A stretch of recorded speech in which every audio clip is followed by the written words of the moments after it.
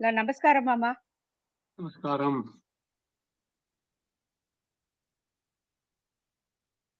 ஆரோக்கியமாம்மா மாமா மாமி எல்லாம்? ஓ எஸ். நீங்க எப்படி இருக்கீங்க? ஓகே மாமா. சரி.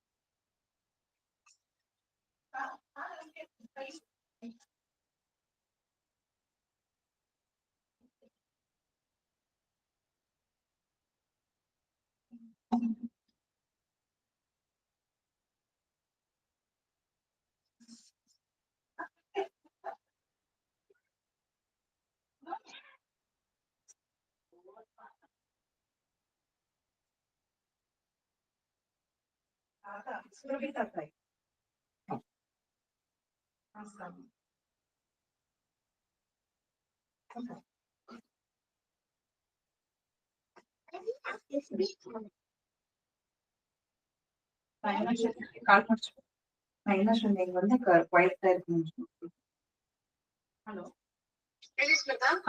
ಮಾಮನೇ ತೆಗೆದ್ರು ಶ್ರುತಿ, ಅದಕ್ಕೆ ಇಟ್ಟೆ, ಏನು ಅನ್ಕೋಬೇಡಿ. ಓಕೆ ಥ್ಯಾಂಕ್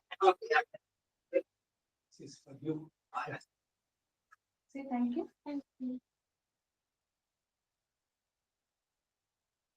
ಅಮ್ಮ ಒಂದು ತತ್ತಿ ಕೊಡ್ತೀನಿ.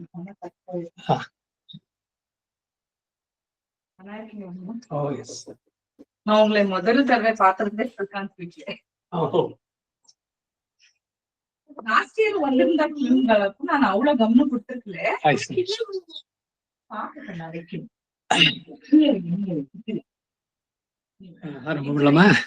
வந்தேன்.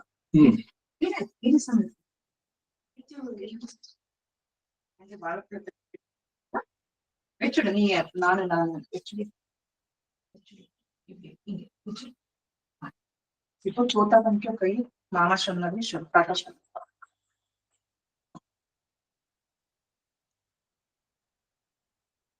ஒரே ஒரு வாட்டி மாமா ரெக்கார்ட் பண்ணிட்டு நீங்க என்ன பேசுறீங்கோ, எப்படி படிக்கணும்ன்றது அக்கஸ்மாத் மறந்து போனாங்க. இங்க ரெக்கார்ட் ஆகுது. It will be available on YouTube also. Oh ஆமாவா? Okay, recording it here. ಎಲ್ಲರಿಗೂ ಶುಭೋದಯ. ರಾಮಾಯಣ ಪಾರಾಯಣ ವಿಧಿ ಏನು ಅನ್ನೋದ್ರ ಬಗ್ಗೆ ಒಂದು ಬ್ರೀಫ್ ಇಂಟ್ರಡಕ್ಷನ್. ಪಾರಾಯಣ ಅಂತಂದ್ರೆ ಏನು ಅಂದ್ರೆ ಸಾಮೂಹಿಕವಾಗಿ ಆಗ್ಬೋದು, ಇಂಡಿವಿಜುವಲ್ ಆಗಿ ಆಗ್ಬೋದು. ಜಪ ಅಂತಂದ್ಬಿಟ್ಟಂದ್ರೆ ಮಂತ್ರೋಪದೇಶವನ್ನು ಪಡೆದು ಉಪಾಂಶ ಅಂತ, ನಿಮ್ಮ ಎರಡು ಕಿವಿ ಬಿಟ್ಟು ಬೇರೆಯವ್ರು ಕೇಳಿಸ್ಬಾರದು. ಈಗ ನಾವು ಮಂತ್ರ ಜಪ ಮನನಾತ್ರಾಯತೆ ಇತಿ ಮಂತ್ರ ಅಂತ, ಪಾರಾಯಣ ಜೋರಾಗಿ ಹೇಳ್ಬೋದು, ಅದಕ್ಕೆ ರೆಸ್ಟ್ರಿಕ್ಷನ್ ಇಲ್ಲ. ಈಗ ಸುಬ್ಲಕ್ಷ್ಮಿ ಇದ್ ಮಾಡಿರೋ ರೆಕಾರ್ಡ್ ಶ್ರೀ ವಿಷ್ಣು ಸಹಸ್ರನಾಮ ಪಾರಾಯಣ ಬಿಟ್ಬಿಡ್ತಾರೆ, ಜಪೆ ವಿನಿಯೋಗ ಅಂತ. It is wrong. ಸುಬ್ಲಕ್ಷ್ಮಿ ಹೇಳಿದ್ರು ಕೂಡ ಸೊಪ್ಪೆ ಆಗತ್ತೆ. ಅದೇನಾಗ್ಬೇಕು ಅಂದ್ರೆ ಪಾರಾಯಣ ಆಗ್ಬೇಕು, ಸಾಮೂಹಿಕವಾಗಿ ಪಾರಾಯಣ. ಜಪವನ್ನು ಮಾಡೋದು ಅಂತ ಅಂದಾಗ ಅಂಗನ್ಯಾಸ ಕರನ್ಯಾಸಗಳು ಇದೆಲ್ಲ ಮಾಡ್ಬೇಕು. ಅಂದ್ರೆ ಶರೀರದಲ್ಲಿ ಪೂರ ಆ ದೇವತೆಯನ್ನು ಆವಾಹನೆ ಮಾಡಿಕೊಂಡು ಎರಡು ಕಿವಿ ಬಿಟ್ಟು ಮೂರನೇವ್ರಿಗೆ ಕೇಳದಂತೆ ಜಪವನ್ನು ಮಾಡೋದು. ನಾವು ಗಾಯತ್ರಿ ಜಪ ಮಾಡೋದಾಗ್ಲಿ ಅಥವಾ ಬೇರೆ ಯಾವುದೇ ಮಂತ್ರೋಪದೇಶ ಆಗಿರುವಂತಹ ಜಪಗಳನ್ನು ಮಾಡೋದು. ನಾವು ಇವಾಗ ಮಾಡ್ತಾ ಇರೋದು ಪಾರಾಯಣ. ಪ್ರತಿದಿನವೂ ಕೂಡ ಒಂದೊಂದು ಚಾಪ್ಟರ್ ಓದ್ತಾ ಬರೋದು. ಇದಕ್ಕೆ ನಿತ್ಯ ಪಾರಾಯಣ ಅಂತ ಹೆಸರು. ಇನ್ನು ನವಾಹ ಪಾರಾಯಣ ಅಂತ, ಯುಗಾದಿ ದಿವಸ ಆರಂಭ, ವರ್ಷದ ಆರಂಭದ ದಿವಸ ರಾಮಾಯಣವನ್ನ ಆರಂಭ ಮಾಡಿ 9 ದಿವಸಗಳಲ್ಲಿ ಮುಗಿಸಿ ಶ್ರೀರಾಮ ನವಮಿ ಅಂದು ಪಟ್ಟಾಭಿಷೇಕವನ್ನ ನಡೆಸುವಂತ ಶ್ರೀಮದ್ ರಾಮಾಯಣ ಪಟ್ಟಾಭಿಷೇಕ. ಹಾಗೆ ನವರಾತ್ರಿಯಲ್ಲಿ 9 ದಿವಸ ಅವಾಗ್ಲೂ ಕೂಡ ಈ ಪಟ್ಟಾಭಿಷೇಕ ನಡೆಸುವಂತಹದ್ದು. ಹೀಗೆ ವರ್ಷದಲ್ಲಿ 4 ಬಾರಿ ಆಗ್ಬೋದು. ಪ್ರತಿದಿನ ಮಾಡ್ತಾ ಇದ್ರೆ ಅದಕ್ಕೆ ನಿತ್ಯ ಪಾರಾಯಣ ಅಂತ ಹೆಸರು. ರಾಮಾಯಣ ಪಾರಾಯಣದಿಂದ ಏನ್ ಸಿಗತ್ತೆ, ಇದು ಬಹಳವಾಗಿ ಬರುವಂತಹದ್ದು. ನಾವಿಂದ ರಾಮಾಯಣ ಸೇವಾ ಟ್ರಸ್ಟ್ ನಲ್ಲಿ ಒಂದು ಶ್ರೀಮದ್ ರಾಮಾಯಣ ಪಾರಾಯಣ ಕಾರ್ಯಸಿದ್ಧಿ ಅಂತ ಒಂದು ಬುಕ್ಲೆಟ್ ಹಾಕಿದ್ವಿ. ಯಾವುದೇ ಕೆಲಸ ನೀವು ತಗೊಂಡಿದ್ದು ಧರ್ಮ ಕಾರ್ಯಗಳು ಅದು ನೆರವೇರಬೇಕಾದ್ರೆ, ಮಾಡುವ ಕಾರ್ಯದಲ್ಲಿ ಧನ ಲಾಭವನ್ನ ಗಳಿಸೋದಕ್ಕೆ, ಮೋಕ್ಷ ಫಲವನ್ನ ಸಿದ್ಧಿಸೋದಕ್ಕಾಗಿ, ದಾರಿದ್ರ್ಯತೆ ನಿವಾರಣೆ ಮಾಡ್ಕೊಳ್ಳೋಕ್ಕಾಗಿ, ಮಾನಸಿಕವಾಗಿ ವ್ಯಾಧಿಗಳಿದ್ರೆ ಹುಚ್ಚು ನಿವಾರಣೆಗೆ ಇದಕ್ಕೂ ಆಗತ್ತೆ, ಅನಿರೀಕ್ಷಿತವಾಗಿ ಬರೆದ ಆಪತ್ತು ನಿವಾರಣೆಗಳಿಗಾಗಿ, ಹಗಲಿದವರು ಬಂದು ಸೇರೋದಕ್ಕೆ ರಾಮಾಯಣ, ದುಸ್ವಪ್ನದ ದೋಷ ನಿವಾರಣೆಗಾಗಿ, ಪರಸ್ತ್ರೀ ಗಮನದ ದೋಷ, ಮಕ್ಕಳಿಲ್ಲದವರಿಗೆ ಸಂತಾನ ಪ್ರಾಪ್ತಿ, ಸುಖ ಪ್ರಸವ ಉಂಟಾಗುವುದಕ್ಕಾಗಿ, ಒಂದೆರಡಲ್ಲ ಅನೇಕವಾಗಿ ಎಲ್ಲದಕ್ಕೂ. ಈ ಇಂಗ್ಲಿಷ್ ನಲ್ಲಿ ಪನೇಶಿ ಅಂತ ಕೇಳಿದ್ದೀರಿ ನೀವು ಪದ, ಅದೇನು ಅಂದ್ರೆ ಸರ್ವ ಔಷಧ. ಹಾಗೆ ರಾಮಾಯಣ ಎಲ್ಲ ರೀತಿಯ ಸಮಸ್ಯೆಗಳಿಗೆ, ಅದು ಆಫೀಸ್ನಲ್ಲೋ ಮನೆಯಲ್ಲೋ ಕೌಟುಂಬಿಕ ಸಮಸ್ಯೆಯೋ, ಒಬ್ಬರಿಗೊಬ್ಬರಿಗೆ ಏನಾದ್ರು ಈಗೋಯಿಸ್ಟಿಕ್ ಕ್ಲಾಶಸ್ ಏನೇ ಇದ್ರು ಕೂಡ ಸಮಸ್ತಕ್ಕೂ ಕೂಡ ರಾಮಾಯಣ ಇದು. ನಮ್ಮ ಗುರುಗಳು ತುಂಬಾ ಜನರಿಗೆ ಹೇಳ್ತಾ ಇದ್ದು ಸುಂದರಕಾಂಡ ಪಾರಾಯಣ ಮಾಡಿ. ಯಾಕೆ ಬರುತ್ತೆ ಈ ಸಮಸ್ಯೆಗಳು ನಿಮಗೇನೆ, ಯಾಕೆ ನನಗೇ ಬಂತು ಬೇರೆಯವ್ರಿಗೆ ಯಾಕಿಲ್ಲ ಅಂತಂದ್ರೆ, ನಾವು ಮಾಡಿದ ಹಿಂದಿನ ಪ್ರಬಲತರ ಪ್ರಾಚೀನ ಕರ್ಮ ಅದು ಕಾರಣವಾಗುತ್ತೆ. ಪ್ರಬಲತರ ಪ್ರಾಚೀನ ಕರ್ಮ ವ್ಯಾಧಿ ರೂಪೇಣ ಬಾಧ್ಯತೆ. ರೋಗ ರುಜಿನಗಳು ಬರೋದಾಗ್ಲಿ, ಕುಟುಂಬದಲ್ಲಿ ಸಾಮರಸ್ಯವೋ ಮನಸ್ಸಿಗೆ ನೆಮ್ಮದಿ ಇಲ್ಲಿರೋದು ಆಗೋದಾಗ್ಲಿ, ಇವೆಲ್ಲ ಬರೋದಕ್ಕೆ ಕಾರಣ ಅದು.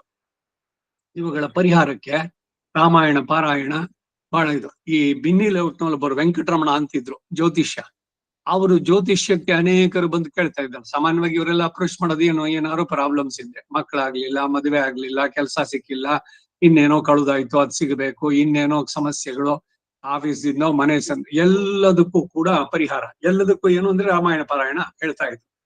ಹಾಗೆ ಅವರು ವರದರಾಶ್ರಮಲ್ಲೇ ಕೂಡ ಅನೇಕರಿಗೆ ಇದನ್ನ ಹೇಳ್ತಾ ಇದ್ರು. ಈಗ ಮದುವೆ ಆಗ್ಬೇಕು, ಏನು ಇವಾಗ ಮ್ಯಾಟ್ರಿಮೋನಿಯಲ್ಲು ಬೇಕಾದಷ್ಟು ಆನ್ಲೈನ್ ಸಿಗುತ್ತೆ, ಆಗತ್ತಾ? ಇದು ಪ್ರಯತ್ನ ನೀವು ಮಾಡ್ಬೋದು.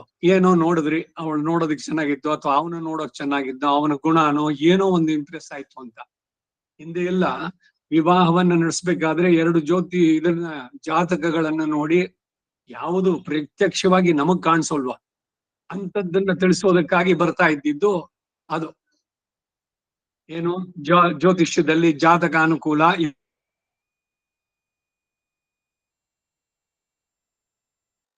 ಲವ್ ಮ್ಯಾರೇಜಸ್ ಬಹಳಷ್ಟು ಕಡೆನಲ್ಲಿ. ಎಲ್ಲನೂ ಲವ್ ಮ್ಯಾರೇಜಸ್ ಎಲ್ಲ ಇದಾಯ್ತು ಅಂತಿಲ್ಲ. ಈ ಕುತರ್ಕ ಮಾಡೋರು ಏನು ಶಾಸ್ತ್ರೋಕ್ತವಾಗಿ ಮಾಡಿಸ್ಕೊಂಡ್ರು, ದೇ ಗಾಟ್ ಡೈವೋರ್ಸ್ಡ್. ಇನ್ಯಾರೋ ಲವ್ ಮ್ಯಾರೇಜ್ ಮಾಡ್ಕೊಂಡ್ರು, ಅವ್ರು ಚೆನ್ನಾಗೇ ಇದ್ರು, ಇನ್ನೇನ್ ಬೇಕಾಗಿತ್ತು, ಮನೆ ಮಾಡಿದ್ರು, ದುಡ್ಡಾಯ್ತು, ಮಕ್ಕಳಾಯ್ತು, ಮದುವೆ ಆದ್ಮೇಲೆ ಮಕ್ಕಳಾಗತ್ತೆ, ಇದ್ರದ್ದೆಲ್ಲ. ಅದರಿಂದ ಇದೇನು ವಿಶೇಷ ಅಂತ ಈ ಕುತರ್ಕ ವಿತಂಡವಾಣ ಮಾಡೋರಿಗೆ ಆಗಿದ್ರೆ.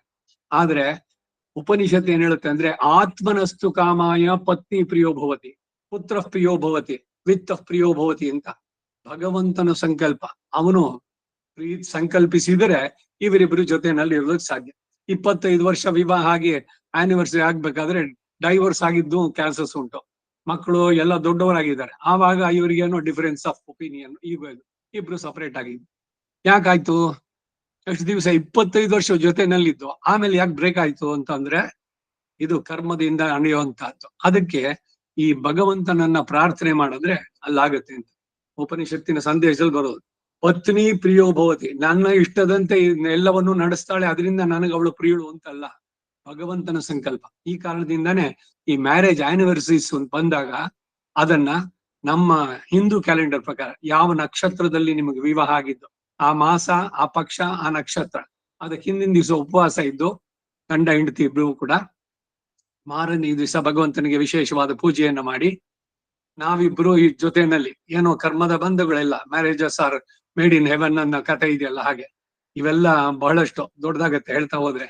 ಆದ್ರೂ ಕೂಡ ಅವತ್ತಿನ ದಿವಸ ಏನು ಅಂದ್ರೆ ಭಗವಂತನಿಗೆ ವಿಶೇಷವಾದ ಪೂಜೆ ಮಾಡಿ ಧನ್ಯವಾದವನ್ನ ಹೇಳಿ ಭಗವಂತನಿಗೆ, ಎಷ್ಟು ದಿವಸ ನಮ್ಮನ್ನ ಇಟ್ಟಿರ್ತೀಯೋ ನಾವಿಬ್ರು ಒಬ್ಬರಿಗೊಬ್ಬರಿಗೆ ಅರ್ಥ ಮಾಡ್ಕೊಂಡು ಗೃಹಸ್ಥ ಧರ್ಮಕ್ಕೆ ವಿರುದ್ಧವಾಗಿ ನಡೆಯದಂತೆ ನಮ್ಮ ಬಾಳು ಸಾಗಿ ಪೂರ್ಣತೆಯನ್ನು ಪಡೆಯಲಿ ಅನ್ನೋ ಪ್ರಾರ್ಥನೆಯಾಗಿ ಮ್ಯಾರೇಜ್ ಆನಿವರ್ಸರೀಸು, ಬರ್ತ್ಡೇ ಇವುಗಳನ್ನ ಸೆಲೆಬ್ರೇಟ್ ಮಾಡೋದು ನಮ್ಮ ಕ್ಯಾಲೆಂಡರ್ ಪ್ರಕಾರ. ಈಗ ಈ ಪಾರಾಯಣವನ್ನು ಮಾಡೋದಕ್ಕೆ ಬರುವ ವಿಧಿ ಬರೋಣ. ಇನ್ನು ರಾಮಾಯಣದ ಬಗ್ಗೆ ಆಮೇಲೆ ನೋಡೋಣ, ಸಮಯ ಆದ್ಮೇಲೆ ಹೇಳ್ತೀನಿ. ಗುರುಪದೇಶವನ್ನು ಪಡೆದು ಕ್ರಮಪೂರ್ವಕವಾಗಿ ಪಾರಾಯಣ ಮಾಡೋದು ಉತ್ತಮ. ಗುರುವಿನಿಂದ ಗುರುಮುಖ ಮನದೀತ್ಯ ಪ್ರಾಹ ವೇದಾನ ಶೇಷ ನಲ್ಲಿ ಕೇಳಿದ್ರಿ. ಗುರುವಿನ ಗುಲಾಮನಾಗುವ ತನಕ ದೊರೆಯದಣ್ಣ ಮುಕುತಿ. ಎಲ್ಲವೂ ಕೂಡ ಗುರುಪದೇಶ ಇಲ್ಲದೆ ಬಂದಂತದ್ದು ಎಕ್ಸೆಪ್ಷನ್, ಒಬ್ರೊಬ್ರು ಪೆರಿಯಾಳ್ವಾರ್ದು ಹೇಳ್ತಾರೆ ವೇದವನ್ನು. ಯಾವುದೇ ವಿದ್ಯೆಯನ್ನು ಕಲಿಬೇಕಾದ್ರೆ ಗುರುವಿಂದ ಕಲಿಬೇಕು. ಗುರುವಿನ ಗುಲಾಮನಾಗುವ ತನಕ ದೊರೆಯದಣ್ಣ ಮುಕುತಿ ಅಂತ ದಾಸರು ಹಾಡಿದ್ದು ಅದೇ. ಸಂಸ್ಕೃತದಲ್ಲಿ ಓದುವಂತಹದ್ದು ಒಳ್ಳೆಯದು, ದೇವಭಾಷೆ ಅದು, ಇವುಗಳನ್ನ. ಅದಕ್ಕೆ ಈಗೇನು ಈ ರಾಮಾಯಣದಲ್ಲಿ 24,000 ಶ್ಲೋಕಗಳಿದೆ. 24,000 ಶ್ಲೋಕವನ್ನು ಯಾರು ಹೇಳ್ಕೊಡ್ತಾರೆ ಅಂದ್ರೆ ಇಲ್ಲ. ಅದಕ್ಕೇನು ಅಂದ್ರೆ ಮೊದಲು ಧ್ಯಾನ ಶ್ಲೋಕಗಳನ್ನು ಹೇಳ್ಬಿಟ್ಟು ಆಮೇಲೆ ಆರಂಭದ 1-2 ಶ್ಲೋಕಗಳನ್ನು ಹೇಳೋದು. ರಾಮಾಯಣದಲ್ಲಿ ಈ 7 ಸರ್ಗಗಳು ಬರುತ್ತಲ್ಲ, ಅದು ಕಾಂಡಗಳು. ಒಂದೊಂದೇ ಚಾಪ್ಟರ್ಗೆ ಸರ್ಗ ಅಂತ ಹೇಳ್ತಾರಲ್ಲಿ. ಇಲ್ಲಿ ಈ 9ನೇ ಇದ್ರದ್ದು ನವಾಹ ಪಾರಾಯಣದ್ದು ವಿಧಿ ಹೇಳ್ತೀನಿ ನೋಡಿ. ಇವಾಗ ಪ್ರಥಮ ದಿನ ಅಯೋಧ್ಯ ಕಾಂಡದಲ್ಲಿ 6ನೇ ಸರ್ಗ, ದ್ವಿತೀಯ ಇದರಲ್ಲಿ 80ನೇದು, ಅಲ್ಲೇನೋ ತಪ್ಪಾಗಿದೆ ಅಲ್ಲಿ.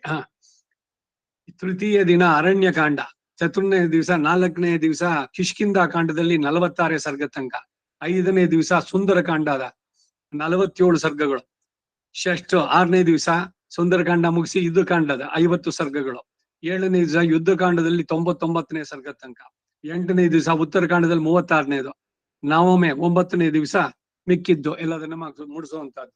ಹೀಗೆ 9 ದಿವಸದಲ್ಲಿ ನವಪಾರಾಯಣ. ಈ ನವಪಾರಾಯಣ ಏನು ಅಂದ್ರೆ ಬೆಳಗ್ಗೆ 3:30 4 ಗಂಟೆಗೆ ಎದ್ದು ನಮ್ಮ ನಿತ್ಯ ವಿಧಿಗಳನ್ನು ಬೇಗ ಮುಗಿಸ್ಬಿಟ್ಟು 6 ಗಂಟೆಗೆ ಶುರು ಮಾಡಿದ್ರೆ ಒಂದೊಂದು ದಿವಸ it goes up to 12:30 1 o'clock. 6 to 7 hours ಓದ್ತಾ ಬಂದ್ರೆ 24,000 ಶ್ಲೋಕಗಳನ್ನ 9 ದಿವಸದಲ್ಲಿ ಮುಗಿಸುವಂತದ್ದು. ಇದು ರಾಮಾಯಣ ಪಾರಾಯಣಕ್ಕೆ. ಎಷ್ಟು ಚಾಪ್ಟರ್ಸ್ ಇದೆ, ಎಷ್ಟು ಶ್ಲೋಕಗಳಿದೆ, ಎಲ್ಲದನ್ನು ಲೆಕ್ಕ ಹಾಕಿ ಎಲ್ಲ ಮಾಡ್ಬಿಟ್ಟಿದ್ದಾರೆ ಈ ಪಾರಾಯಣ ಕಾರ್ಯಸಿದ್ಧಿ ಅಂತ ಹೇಳಿದ್ರಲ್ಲಿ. ಇದು ಬರೀ ರಾಮಾಯಣ ಇದೊಂದಕ್ಕೆ ಅಲ್ಲ, ವೇದಾಂತ ದೇಶಿಕರು ಬರೆದಿರೋ ಪಾದುಕಾ ಸಹಸ್ರ ಅದರಲ್ಲೂ ಕೂಡ ಅಷ್ಟೇ. ಆ ಪಾದುಕಾ ಸಹಸ್ರದ ಆಯಾಯ ಶ್ಲೋಕಗಳನ್ನ ಈ ಬೇರೆ ಬೇರೆ ಸಿದ್ಧಿಗಳಿಗಾಗಿ ಏನೇನ್ ಕೇಳ್ತಿರೋ ಅದು ಧನ ಧಾನ್ಯ ಪಶು ಬಹುಪುತ್ರ ಲಾಭ ದೀರ್ಘವಾದ ಆಯಸ್ಸು ಇವೆಲ್ಲ ಬೇಕು ಅಂತಂದ್ರೆ ಆಯಾಯ ಸರ್ಗಗಳನ್ನ ಓದಿ ಅದೇನು ನಿವೇದನಕ್ಕೆ ಇಟ್ಟು ಮಾಡುವಂತದ್ದು ಇದೆಯೋ ಅದನ್ನ ನಡೆಸಿದ್ರೆ ಪೂರ್ಣವಾಗಿ ಆಗುತ್ತೆ ಅಂತ. ಸುಂದರಕಾಂಡ ಪಾರಾಯಣ ರಾಮಾಯಣದಲ್ಲಿ ವಿಶೇಷವಾಗಿ ಬರೀ ಸುಂದರಕಾಂಡ. ಈ ಸುಂದರಕಾಂಡದಲ್ಲಿ ಏನಿದೆ ಅಂದ್ರೆ ಈ ಹನುಮಂತನ ಅಡ್ವೆಂಚರ್. ಭಾರತದ ಇದರಿಂದ ಕೊನೆಯಿಂದ ಇವನು ಹೊರಟು ಹಾರಿದ ಸಮುದ್ರ ಲಂಘನ, ಹೋಗಿ ಸೀತೆಯನ್ನ ಕಂಡು ಅಲ್ಲಿ ರಾವಣನನ್ನು ಭೇಟಿಯಾಗಿ ಅಷ್ಟೆಲ್ಲ ಮಾಡಿ ಲಂಕೆಯನ್ನು ದಹಿಸಿ ಎಲ್ಲ ಮುಗಿಸ್ಕೊಂಡು ಬಂದು ಮೆಸೇಜ್ ಇದನ್ನು ಕೊಟ್ಟಿದ್ದು. ಇದೆಲ್ಲ ಪೂರ್ಣವಾಗಿ ಸುಂದರಕಾಂಡದಲ್ಲಿ ಬರೋದು. ಸುಂದರೋ ಸುಂದರಿ ಹನುಮನ್ ಕಾಂಡ ಅಂತ ಹೆಸರಿಡ್ಬೋದಲ್ಲ. ಈ ಚರ್ಚೆಗಳೆಲ್ಲ ಬಹಳಷ್ಟಿದೆ. ನೀವು ಸುಂದರಕಾಂಡದ ಪುಸ್ತಕ ತಗೊಂಡು ಓದಿದ್ರೆ ಅದರಲ್ಲಿ ತಿಳಿಯುವಂತ. ಈಗ ಪಾರಾಯಣದ ವಿಧಿ ಅಂತ ಹೇಳ್ದೆ ನಾನು. ಏನೇ ಒಂದು ಶುಭ ಕೆಲಸ ಮಾಡ್ಬೇಕಾದ್ರೆ 2 ಆಚಮನ ಮಾಡ್ಬೇಕು. ಒಂದು ಶ್ರೌತಾಚಮನ, ಇನ್ನೊಂದು ಸ್ಮಾರ್ತಾಚಮನ ಅಂತ. ಶ್ರೌತಾಚಮನ ಅಂದ್ರೆ ಶ್ರುತಿಗಳಲ್ಲಿ ಹೇಳಿದಂತೆ ನಾವೆಲ್ಲ ಪುರುಷರು ಮಾಡುವಂತ ಓಂ ಅಚ್ಯುತಾಯ ನಮಃ ಓಂಕಾರದ ಜೊತೆಗೆ ಮಾಡಿದ್ರೆ ಇದು ಶ್ರೌತಾಚಮನ ಆಗತ್ತೆ. ಸ್ಮಾರ್ತಾಚಮನ ಅಂದ್ರೆ ಸಮಾಶ್ರಯಣ ಆಗಿದ್ಮೇಲೆ ಅಂಕಾರವನ್ನ ಉಪದೇಶಿಸ್ತಾರೆ. ಅಲ್ಲಿ ಅಚ್ಯುತಾಯ ನಮಃ, ಇಲ್ಲ ಬರೀ ಅಚ್ಯುತಾಯ ನಮಃ, ಅನಂತಾಯ ನಮಃ, ಗೋವಿಂದಾಯ ನಮಃ ಅಂತ ಹೇಳಿ ಮಾಡುವಂತದಕ್ಕೆ ಸ್ಮಾರ್ತಾಚಮನ ಅಂತ ಸ್ಮೃತಿಗಳಲ್ಲಿ ಹೇಳಿದ್ದು. ಸಾಮಾನ್ಯವಾಗಿ ಸ್ತ್ರೀಯರಿಗೆ ಇದು ಸ್ಮಾರ್ತಾಚಮನ ವಿಧಿಸಿರುವಂತಹದ್ದು. 2 ಆಚಮನವನ್ನ ಮಾಡಿ ಆಮೇಲೆ ಯಾವ ಗ್ರಂಥ ನೀವು ಇಟ್ಕೊಂಡಿದ್ದಾರೋ ಅದೇ ಪ್ರತ್ಯಕ್ಷ ಕೃಷ್ಣ ಈ ವಹಿ ಭಾಗವತದಲ್ಲಿ ಹೇಳೋದಾದ್ರೆ ಯಾವ ಗ್ರಂಥ ನಾವು ಕೂತ್ಕೊಳ್ತೀವ ಪೂರ್ವಾಭಿಮುಖವಾಗಿ ಕೂತ್ಕೊಂಡು ಆ ಇದಕ್ಕೆ ಪುಸ್ತಕಕ್ಕೆ ಷೋಡಶ ಉಪಚಾರಗಳನ್ನ ಮಾಡೋದು. 16 ಉಪಚಾರಗಳು. ಏನ್ 16 ಅಂತಂದ್ರೆ ಆವಾಹನೆ, ಅಕ್ಷತೆ ಇದನ್ನ ಇಟ್ಕೊಂಡು ಒಂದ್ ಸ್ವಲ್ಪ ನೀರು ಇದ್ರದನ್ನ ಪಕ್ಕದಲ್ಲಿ ಇಟ್ಕೊಂಡು ಒಂದ್ ಲೋಟದಲ್ಲಿ ಅದರಿಂದ ತೆಗೆದು ಸೇರಿಸಿರ್ತದ್ದು. ಆವಾಹನೆ, ಆಸನ, ಆಮೇಲೆ ಅರ್ಘ್ಯ ಅಂದ್ರೆ ಕೈಗೆ ನೀರು, ಪಾದ್ಯ ಕಾಲಿಗೆ ನೀರು, ಆಚಮನೀಯ, ಶುದ್ಧೋದಕ, ಸ್ನಾನ, ವಸ್ತ್ರ, ಭೂಷಣಗಳು, ಆಭರಣಗಳು, ಆಮೇಲೆ ಯಜ್ಞೋಪವೀತ, ಹರಿದ್ರಾಚೂರ್ಣ, ಆಮೇಲೆ ಗೂದ್ಕಡ್ಡಿ, ಇದು ಗಂಧ, ಪುಷ್ಪ, ಧೂಪ, ದೀಪ, ಪ್ರದಕ್ಷಿಣೆ, ನಮಸ್ಕಾರ ಎಲ್ಲ ಒಟ್ಟು ಸೇರಿ 16 ಉಪಚಾರಗಳಾಗುತ್ತೆ. ಸೊ ಗ್ರಂಥಕ್ಕೆ ಪೂಜೆಯನ್ನ ಮಾಡಿ ಆಮೇಲೆ ಆಚಾರ್ಯ ಪರಂಪರೆಯನ್ನು ಹೊಂದಿಸೋದು. ಈ ಪರಂಪರೆಯಲ್ಲಿ ಎಲ್ಲಿಂದ ಶುರುವಾಗತ್ತೆ? ಮನೆಯ ಮೊದಲು ಪಾಠಶಾಲೆ, ಜನನಿ ತಾನೇ ಮೊದಲು ಗುರುವು. ತಾಯಿ ತಂದೆಯರನ್ನ ಮೊದಲು ನೆನೆಸ್ಕೋಬೇಕು. ಮನೆಯಲ್ಲಿ ತಂದೆ ತಾಯಿ ಇದ್ರೆ ಅವ್ರಿಗೆ ನಮಸ್ಕಾರ ಮಾಡ್ಬೇಕು. ಸ್ತ್ರೀಯರಾದ್ರೆ ಪತಿಯನ್ನು ಕೂಡ ನೆನೆಸ್ಕೊಳ್ಳುವಂಥದ್ದು, ಪತಿ ದೇವ ಅಂತ ಈಗ ಹೇಳಿದ್ರೆ ಎಲ್ಲರಿಗೂ ತಮಾಷೆಯಾಗಿ ಕಾಣಿಸುತ್ತೆ. ಈ ಹಿಂದೆ ಎಲ್ಲ ಪತಿವ್ರತ ಸ್ತ್ರೀ ಇದ್ದಿದ್ದು, ಅವರು ಪಾತಿವ್ರತ್ಯ ಧರ್ಮದಲ್ಲಿ ಏನೆಲ್ಲ ಮಾಡ್ತಾ ಇದ್ಲು. ಈಗ ಸತಿ ಸುಕನ್ಯಾ, ಈ ಸುಕನ್ಯೆ ಪತಿಯನ್ನ ಅವಳು ಅವನಿಗೆ ಇದ್ರಲ್ಲಿ ಬಂದಾಗ ಕೈ ಕಾಲು ಇದಾಗಿದೆ, ಅವನು ಕುಕ್ಕೆನಲ್ಲಿ ಎತ್ಕೊಂಡು ಬರ್ತಾ ಇರ್ತಾಳೆ. ಒಬ್ಬ ಮಹರ್ಷಿಗೆ ಅವನ ಕಾಲು ತಗಲ್ಬಿಡುತ್ತೆ. ಯಾರೋ ನನ್ನ ಕಾಲು ತಗಲ್ಸ್ತವನು, ಇವತ್ತು ಸೂರ್ಯಾಸ್ತಮ ಆಗೋದ್ರಲ್ಲಿ ಅವ್ನು ಸಾಯಿಲಿ ಅಂತ ಅಂದ್ಬಿಟ್ಟು ಅವ್ನು ಶಾಪ ಕೊಡ್ತಾನೆ. ಇವಳು ಹೇಳ್ತಾಳೆ, ನಾನು ಪತಿವ್ರತೆ ಆಗಿದ್ರೆ ಇವತ್ತು ಸೂರ್ಯ ಅಸ್ತಮವೇ ಆಗೋದು ಬೇಡ ಅಂತ. ಸೂರ್ಯನ ಗತಿಯನ್ನ ನಿಲ್ಲಿಸುವಂತ ಶಕ್ತಿ ಇದು ಒಬ್ಬರಿಬ್ಬರದಲ್ಲ. ಸಾವಿತ್ರಿ, ಸತಿ ಸಾವಿತ್ರಿ ನೋಡಿದೆ. ಹೀಗೆ ಅನೇಕರದು ವೇದದಲ್ಲಿ ನಮಗೆ ಪುರಾಣಗಳಲ್ಲಿ ಉಲ್ಲೇಖಗಳು ಸಿಗುತ್ತೆ. ಏನು ಅವರಿಗೆ ಬಂದಿದ್ದ ಶಕ್ತಿ ಅಂದ್ರೆ, ಈಗ ತ್ರಿಪುರಾಸುರರು ಅವರ ಪತ್ನಿಯರ ಶಕ್ತಿ ಅವರನ್ನ ಯಾವ ಅಸ್ತ್ರಶಸ್ತ್ರದಿಂದ ಕೊಲ್ಲೋದಕ್ಕಾಗಿರ್ಲಿಲ್ಲ.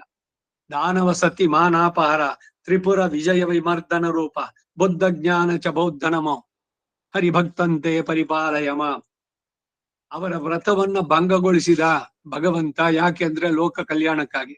ಈ ಪದೆಲ್ಲ ಬೇಕಿಲ್ಲ, ಈ ನೇಮ ಅನಿಷ್ಠೆಗಳು ಅಂತ ಅಂದ್ಬಿಟ್ಟೆಲ್ಲ ಮಾಡಿದ್ರು. ಒಟ್ಟಿನಲ್ಲಿ ಪತಿ ಅವರು ಕೂಡ ಪತಿ ದೇವ ಅನ್ನುವ ಭಾವದಿಂದ ಮಾಡುವಂಥದ್ದು. ಆಮೇಲೆ ಸಮಾಶ್ರಯಣ ಮಾಡಿದವರು ಆಚಾರ್ಯರನ್ನು ನೆನೆಸ್ಕೊಳ್ಳುವಂತ. ಈಗ ಅಸ್ಮತ್ ಗುರುಭ್ಯೋ ನಮಃ, ಅಸ್ಮತ್ ಪರಮ ಗುರುಭ್ಯೋ ನಮಃ, ಅಸ್ಮತ್ ಸರ್ವ ಗುರುಭ್ಯೋ ನಮಃ ಇದರಲ್ಲೆಲ್ಲ ಬರುತ್ತೆ ತಂದೆ ನೆನೆಸ್ಕೊಂಡಾಗ. ಈಗ ನಾನು ಪ್ರತಿದಿನ ಹೇಳ್ಬೇಕಾದ್ರೆ ಹೇಳ್ತೀನಿ, ಪಿತ್ರೆ ಬ್ರಹ್ಮೋಪದೇಶ ಮೇ ಗುರವೇ ದೈವತಾಯ ಚ ಪ್ರಾಪ್ಯಾಯ ಪ್ರಾಪ್ಯಗಾಯಾಸ್ತು ಲಕ್ಷ್ಮೀ ನಾರಾಯಣಾಯ ಮಂಗಳಂ. ಶಟಮರ್ಷಣ ಗೋತ್ರಾಯ ಗೋವಿಂದಾರ್ಯಾಯ ಸುನುವೆ ಶ್ರುತಿ ಸ್ಮೃತಿ ವಿಚಕ್ಷಣಂ ವಂದೇ ವರದಾರ್ಯಂ ನಿರಂತರಂ. ವರದರಾಜ್ ತಿರುಮಲೆ, ಅವ್ರ ತಂದೆ ಹೆಸರು ಗೋವಿಂದರಾಜ್ ಅಂತ, ಶಟಮರ್ಷಣ ಗೋತ್ರದವರು. ಹಾಗೇನೆ ಇವರು ಶುದ್ಧ ಇದು ಅನಂತರಂಗಾಚಾರ್ಯ, ರಾಜಲಕ್ಷ್ಮಿ ಸಮೇತ ಶ್ರೀ ಅನಂತರಂಗಾಚಾರ್ಯ ನಮಃ. ಇವ್ರದ್ದು ಶ್ಲೋಕಗಳಿದ್ರೆ ಅದು ಇಲ್ಲ, ಬರೀ ನೆನೆಸ್ಕೊಂಡ್ರು ಆಯ್ತು. ಅವ್ರಿಗೆ ನಮಸ್ಕಾರ. ಅದನ್ನ ಮಾಡಿ ನಮ್ಮ ರಾಮಾನುಜ ಪರಂಪರೆಯಲ್ಲಿ ಶುರು ಮಾಡುವಂತ ಧ್ಯಾನ ಶ್ಲೋಕಗಳು.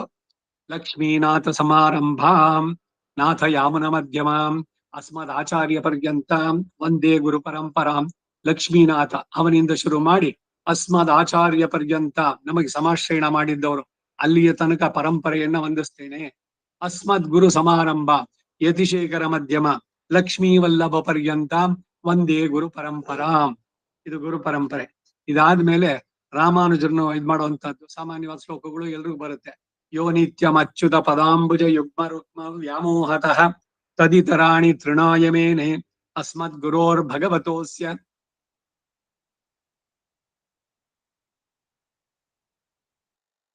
ಮಾತಾ ಪಿತಾ ಯುವತಯಸ್ತನಯಾ ವಿಭೂತಿಃ ಸರ್ವಂ ಯದೇವ ನಿಯಮೇನ ಮದನ್ಮಯಾನಾಂ ಆದ್ಯಸ್ಯ ನಃ ಕುಲಪತೇರ್ವಕುಲಾಭಿರಾಮಂ ಶ್ರೀಮತ್ತದಂಗ್ರಿಯುಗಳಂ ಪ್ರಣಮಾಮಿ ಮೂರ್ಧಾ ಭೂತಂ ಸರಶ್ಚ ಮಹದಾಹ್ವಯ ಭಟ್ಟನಾಥ ಶ್ರೀಭಕ್ತಿಸಾರ ಕುಲಶೇಖರ ಯೋಗಿ ವಾಹಾನ್ ಭಕ್ತಾಂಗ್ರಿರೇಣು ಪರಕಾಲಯತೀಂದ್ರಮಿಷ್ಟಾನ್ ಶ್ರೀಮತ್ಪರ ಅಂಕುಶಮನಿಂ ಪ್ರಣತೋಸ್ಮಿ ನಿತ್ಯಂ.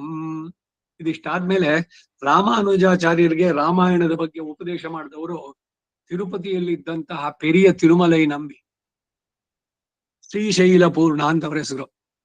ಅವರನ್ನ ನೆನೆಸಿಕೊಂಡು ಮಾಡುವಂತದ್ದು. ಈಗ ಈ ರಾಮಾಯಣ ಪಾರಾಯಣ ಬರೀ ಶ್ರೀ ವೈಷ್ಣವ್ರಿಗೆ ಮಾತ್ರ ಅಲ್ಲ, ಎಲ್ರೂ ಮಾಡ್ಬೋದು. ಈಗ ಮಧ್ವ ಸಂಪ್ರದಾಯ, ಸ್ಮಾರ್ತ ಸಂಪ್ರದಾಯ ಮತ್ತೆ ವೈಷ್ಣವ ಸಂಪ್ರದಾಯ, 3 ದರ್ಶನಗಳು, ದ್ವೈತ, ಅದ್ವೈತ, ವಿಶಿಷ್ಟಾದ್ವೈತ. 3 ಜನಕ್ಕೂ ಅವರವರ ಆಚಾರ್ಯ ಪರಂಪರೆಯನ್ನ ಧ್ಯಾನ ಮಾಡದ ಮೇಲೆ ಈ ಪುಸ್ತಕವನ್ನೇ ಸುಂದರಕಾಂಡ ಇಟ್ಕೊಂಡಿರ್ತಾರೋ ಇಲ್ಲ ರಾಮಾಯಣವನ್ನೇ ತಗೊಂಡ್ರು ಕೂಡ ಆ ಪುಸ್ತಕದಲ್ಲಿ ಮೊದಲು ಧ್ಯಾನ ಶ್ಲೋಕಗಳಿದೆ. ಶ್ಲೋಕಗಳು ಬದೇನೇನೆ ಹೇಳುವ ಇದರಲ್ಲಿ ಆರ್ಡರ್ ನಲ್ಲಿ ಸ್ವಲ್ಪ ಹಿಂದೆ ಮುಂದೆ ಇದೆ ಅಷ್ಟೇನೆ, ಇನ್ನೇನು ವ್ಯತ್ಯಾಸ ಇಲ್ಲ. ಸ್ವಲ್ಪ ಪಿತಾಮಹಸ್ಯಾಪಿ ಪಿತಾಮಹೋ ಯಃ ಪ್ರಾಚೇತ ಸಾದೇಶ ಫಲಪ್ರದಾಯ ಶ್ರೀ ಭಾಷ್ಯಕಾರ ಉತ್ತಮ ದೇಶಿಕಾಯ ಶ್ರೀಶೈಲಪೂರ್ಣಾಯ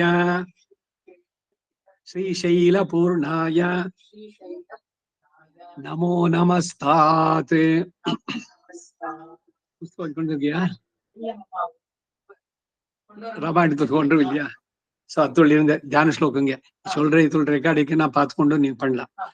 ಇದು ಆದ್ಮೇಲೆ ಈ ಶುಕ್ಲಾಂಬರಧರಂ ಎಲ್ರಿಗೂ ಬರುತ್ತೆ. ಶುಕ್ಲಾಂಬರಧರಂ ವಿಷ್ಣು ಶಶಿವರ್ಣಂ ಚತುರ್ಭುಜಂ ಪ್ರದನ್ನ ವದನಂ ಧ್ಯಾಯೇತ್ ಸರ್ವ ವಿಘ್ನೋಪಶಾಂತಯೇ ಜ್ಞಾನಾನಂದಮಯಂ ದೇವಂ ನಿರ್ಮಲಂ ಸ್ಫಟಿಕಾಕೃತಿಂ ಆಧಾರಂ ಸರ್ವ ವಿದ್ಯಾನಾಂ ಹಯಗ್ರೀವಮುಪಾಸ್ಮಹೇ ಯಸ್ಯ ದ್ವಿರದ ವಕ್ತ್ರಾದ್ಯಾಃ ಪಾರಿಷದ್ಯಾಃ ಪರಶ್ಶತಂ ವಿಘ್ನಂ ನಿಘ್ನಂತಿ ಸತತಂ ವಿಶ್ವಕ್ಸೇನಂ ತಮಾಶ್ರಯೇ ಅಭಂಗುರ ಕಲಾದಾನ ಸ್ಥೂಲ ಲಕ್ಷತ್ವಮೀಯಶೇ ತುಂಗಾಯ ಮಹತೆ ತಸ್ಮೈ ತುರಂಗಾಯ ಮುಖೇ ನಮಃ. ಹಯಗ್ರೀವಂದೇ ಇನ್ನೊಂದು ಶ್ಲೋಕ ಅದು. ಪೂಜಂತಂ ರಾಮ ರಾಮೇತಿ. ಇದು ಸಾಮಾನ್ಯವಾಗಿ ಇಲ್ಲಿಂದ ಶುರುವಾಗುತ್ತೆ. ಇದಕ್ಕೆ ಮೊದಲು ಒಂದೊಂದು ಮಧ್ವ ಸಂಪ್ರದಾಯದ್ದು ಧ್ಯಾನ ಶ್ಲೋಕದಲ್ಲಿ ಅವರ ಆಚಾರ್ಯರು, ಶಂಕರ ಇವರು ಸ್ಮಾರ್ತ ಸಂಪ್ರದಾಯದು ಅದು. ಅದಾದ್ಮೇಲೆ ಎಲ್ರಿಗೂ ಕೂಡ ಜನರಲ್ ಬರುವಂತದ್ದು ಇದು.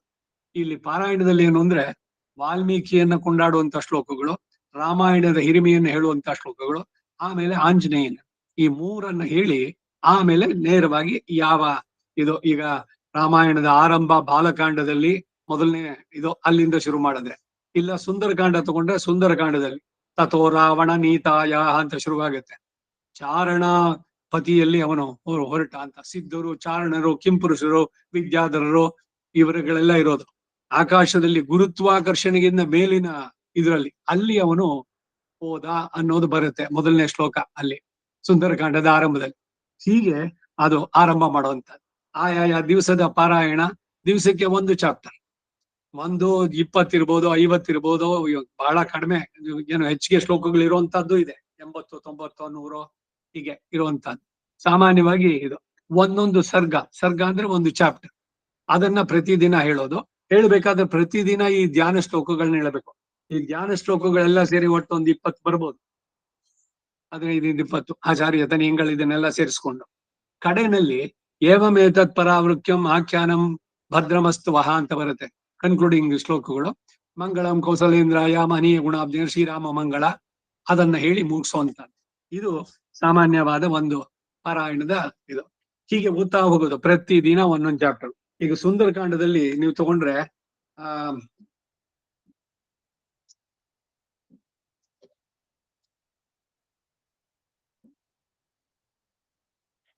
ಸಪ್ತಷಷ್ಠಿ ಅಷ್ಟಷಷ್ಠಿ ತಮ ಸರ್ಗ 68 ಸರ್ಗಗಳಿದೆ.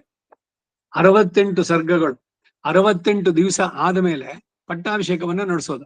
ಪಟ್ಟಾಭಿಷೇಕ ಅಂದ್ರೆ ಏನ್ ದೊಡ್ಡದಾಗಿ ಏನು ಮಾಡ್ಬೇಕು ಅಂತಾನೂ ಇಲ್ಲ. ಮನೆಯಲ್ಲಿ ಇವುಗಳೇನೆ ಅವತ್ತಿನ ದಿವಸ ಏನೋ ಒಂದು ಸಿಹಿಯನ್ನ ಮಾಡಿ ರಾಮನಿಗೆ ಒಂದು ಮಂಗಳಾರತಿ ಇವುಗಳನ್ನ ಹೇಳಿ, ಯುದ್ಧ ಕಾಂಡದಲ್ಲಿ ಅವನು ಪಟ್ಟಾಭಿಷೇಕ ಸರ್ಗ ಇದೆ 131ನೇ ಸರ್ಗ, ಅದನ್ನ ಪಾರಾಯಣ ಮಾಡಿ ಮಂಗಳಾರತಿ ಮಾಡಿ ಯಾರ ಜೊತೆಗಳಿಗೆ ಎಷ್ಟು ಬಂಧುಗಳಿದ್ದಾರೆ ಅವ್ರ ಜೊತೆ ಸಿಹಿಯನ್ನ ಹಂಚ್ಕೊಂಡು ತಿನ್ನುವಂತ ಪಟ್ಟಾಭಿಷೇಕದ ವಿಧಿ.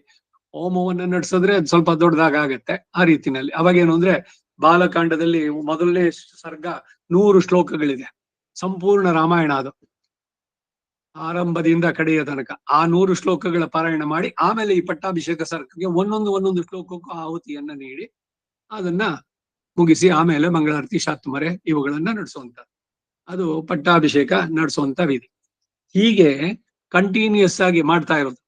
ಆ ರೀತಿ ನಡೆಸಿ 108 ಪಟ್ಟಾಭಿಷೇಕ ನಡೆಸಿದವರಿಗೆ ಶ್ರೀರಾಮ ಸಾಮ್ರಾಜ್ಯ ಪಟ್ಟಾಭಿಷೇಕ ಅಂತ ನಡೆಸೋದಕ್ಕೆ ಒಂದು ಯೋಗ್ಯತೆ ಸಿಗುತ್ತೆ. ಅದು ಸ್ವಲ್ಪ ದೊಡ್ಡದಾಗಿ ನಡೆಸುವಂತ ಆನೆಯನ್ನು ಕರೆಸಬೇಕು, ಬಿಳಿ ಕುದುರೆ ಬರಬೇಕು. ರಾಮನಿಗೆ ಪಟ್ಟಾಭಿಷೇಕ ಹೇಗೆ ನಡೀತೋ ಆ ದಿವಸ ಆ ರೀತಿನಲ್ಲಿ ನಡೆಸುವಂತ ದಂಪತಿ ಪೂಜೆ, ಕನ್ಯಾ ಪೂಜೆ, ಬ್ರಹ್ಮಚಾರಿಗಳಿಗೆ ವಟುಗಳಿಗೆ ಸಾಮೂಹಿಕವಾಗಿ ರಾಮಾಯಣ ಪಾರಾಯಣ ಮಾಡುವಂತಹದ್ದು ಇವೆಲ್ಲ ಆಗುವಂತದ್ದು. ಇಲ್ಲಿ ಕೃಷ್ಣ ಪ್ರೇಮಿ ಒಂದ್ಸಲಿ ಮಲ್ಲೇಶ್ವರದ ಇದರಲ್ಲಿ ನಡೆಸಿದಾಗ 121 ಜನ ಅಲ್ಲಿ ಭಾಗವಹಿಸಿದ್ದು. ನಾನು ಒಬ್ಬ ಅದರಲ್ಲಿ ಸೇರಿದ್ದೆ. ನಾನು ಕೇರಳ, ಮಡ್ರಾಸು ಈ ಕಡೆಗಳಿಂದ ಬಂದಿದ್ರು ಅವರುಗಳು. ಒಂದ್ ನಿಮಿಷ ಬಂದೆ.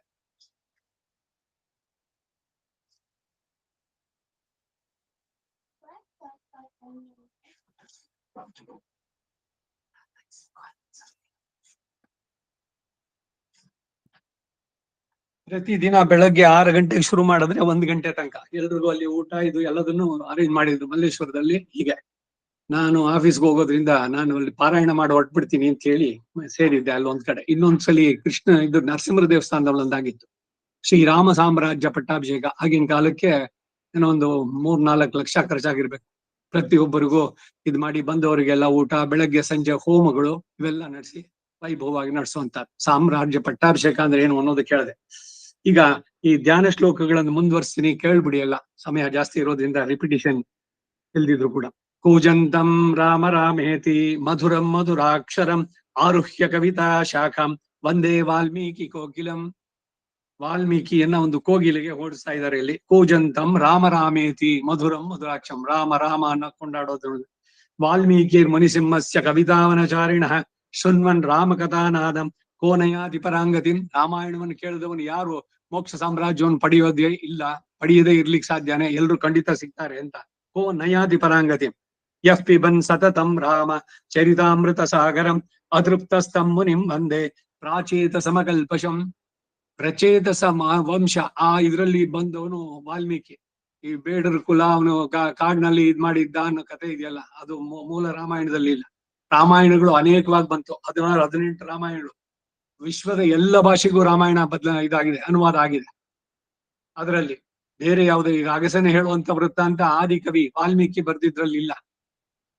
ಅಗಸನ ಪತ್ನಿ ಹೇಳಿದ್ಲು, ನಾನೇನು ರಾಮ ಕೆಟ್ಟೋದ್ನೆ ನಿನ್ನ ಸೇರಿಸ್ಕೊಳ್ಳೋಕೆ ಅಂತ ಹೆಂಡತಿಯನ್ನ ಅವ್ನು ತಳ್ಳುದ, ಅದಕ್ಕಾಗಿ ಇವನ್ ರಾಮ ಕಳಿಸ್ದ ಅನ್ನೋ ಕತೆ ಈ ಸಾಮಾನ್ಯವಾಗಿ ಪ್ರಚಲಿತವಾಗಿರುವಂತ ಇದಲ್ಲ. ಹೀಗೆ ಒಂದೊಂದು ಇದರಲ್ಲಿ ಬರುವಂತಹದ್ದು. ವಾಲ್ಮೀಕಿ ರಚಿಸಿದ್ದಂತಹ ರಾಮಾಯಣದ ಶ್ಲೋಕಗಳು 2 ಲಕ್ಷಕ್ಕೂ ಹೆಚ್ಚು. ಅದು ದೇವಲೋಕಗಳಲ್ಲಿ ಎಲ್ಲ ಪಾರಾಯಣದಲ್ಲಿದೆ. ಇಲ್ಲಿ ಭೂಲೋಕದಲ್ಲಿ ಇರುವಂತಹದ್ದು 24,000 ಶ್ಲೋಕಗಳು. ಆ 24,000 ಶ್ಲೋಕಗಳು ಕೂಡ ಈ ನಮ್ಮ ರಾಮಾನುಜ ಸಂಪ್ರದಾಯದಂತೆ ಗೋವಿಂದರಾಜೀಯ ವ್ಯಾಖ್ಯಾನ, ಇವರು 15ನೇ ಶತಮಾನದವರು, ಅವರು ಬರೆದಿದ್ದು. ಅವ್ರು ಹೇಳೋದ್ರ ಪ್ರಕಾರ ಈ ಬಾಲಕಾಂಡದಲ್ಲಿ 77 ಸರ್ಗಗಳು, ಶ್ಲೋಕಗಳು 2256. ಅಯೋಧ್ಯಾಕಾಂಡದಲ್ಲಿ 119 ಸರ್ಗಗಳು, ಶ್ಲೋಕ 4415. ಅಯೋಧ್ಯಾಕಾಂಡದಲ್ಲಿ 119. ಅರಣ್ಯಕಾಂಡದಲ್ಲಿ ಮತ್ತೆ 9 ದಿವಸಕ್ಕೆ ಲೆಕ್ಕ, 119 + 75. ಆಮೇಲೆ ಕಿಷ್ಕಿಂಧ ಕಾಂಡದಲ್ಲಿ 67 ಸರ್ಗ, ಸುಂದರಕಾಂಡದಲ್ಲಿ 68, ಯುದ್ಧಕಾಂಡದಲ್ಲಿ 131. ಮತ್ತೆ ಉತ್ತರಕಾಂಡ ಸಾಮಾನ್ಯವಾಗಿ ಪಟ್ಟಾಭಿಷೇಕ ಮಾಡಿ ನಿಲ್ಲಿಸ್ಬಿಡ್ತಾರೆ. ಉತ್ತರಕಾಂಡದಲ್ಲಿ ರಾವಣನ ವಂಶ ಇದನ್ನೆಲ್ಲ ಹೇಳುತ್ತೆ. ರಾಮ ಮೋಕ್ಷ ಸಾಮ್ರಾಜ್ಯಕ್ಕೆ ಹೋಗ್ಬೇಕಾದ್ರೆ ಅಂದ್ರ ಚರಾಚರಂಗಳ ವೈಕುಂದತ್ತೆ ಎತ್ತಿ, ಯಾರ್ಯಾರು ಬರ್ತಿರೋ ಬನ್ನಿ ಎಲ್ರನ್ನೂ ಕರ್ಕೊಂಡು ಹೋಗ್ತೀನಿ ಅಂತ ಸಾಂತಪನ ಲೋಕಕ್ಕೆ ಕರ್ಕೊಂಡು ಹೋದ ಅವರುತ್ತಾರೆ ಅಂತ ಎಲ್ಲ ಬರುತ್ತೆ ಅದರಲ್ಲಿ. ಉತ್ತರಕಾಂಡ ಕೂಡ ಪಾರಾಯಣ ಮಾಡ್ಬೇಕು.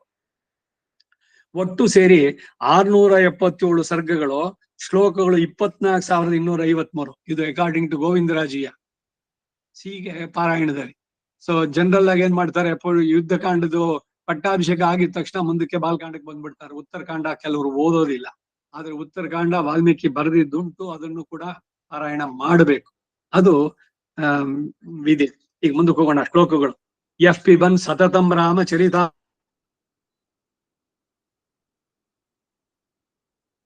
ಬರೆದು ಕೂಡ ರಾಮನಿಗೆ ಬಗ್ಗೆ ರಾಮಾಯಣವನ್ನ ವಾಲ್ಮೀಕಿಗೆ ತೃಪ್ತಿ ಇಲ್ವಂತೆ.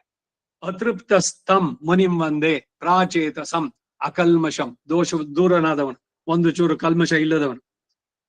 ಮುಂದಕ್ಕೆ ಗೋಷ್ಪದೀಕೃತ ವಾರಾಶಿಂ ಮಶಕೀಕೃತ ರಾಕ್ಷಸಂ ರಾಮಾಯಣ ಮಹಾಮಾಲಾ ರತ್ನಂ ವಂದೇ ನೀಲಾತ್ಮಜಂ.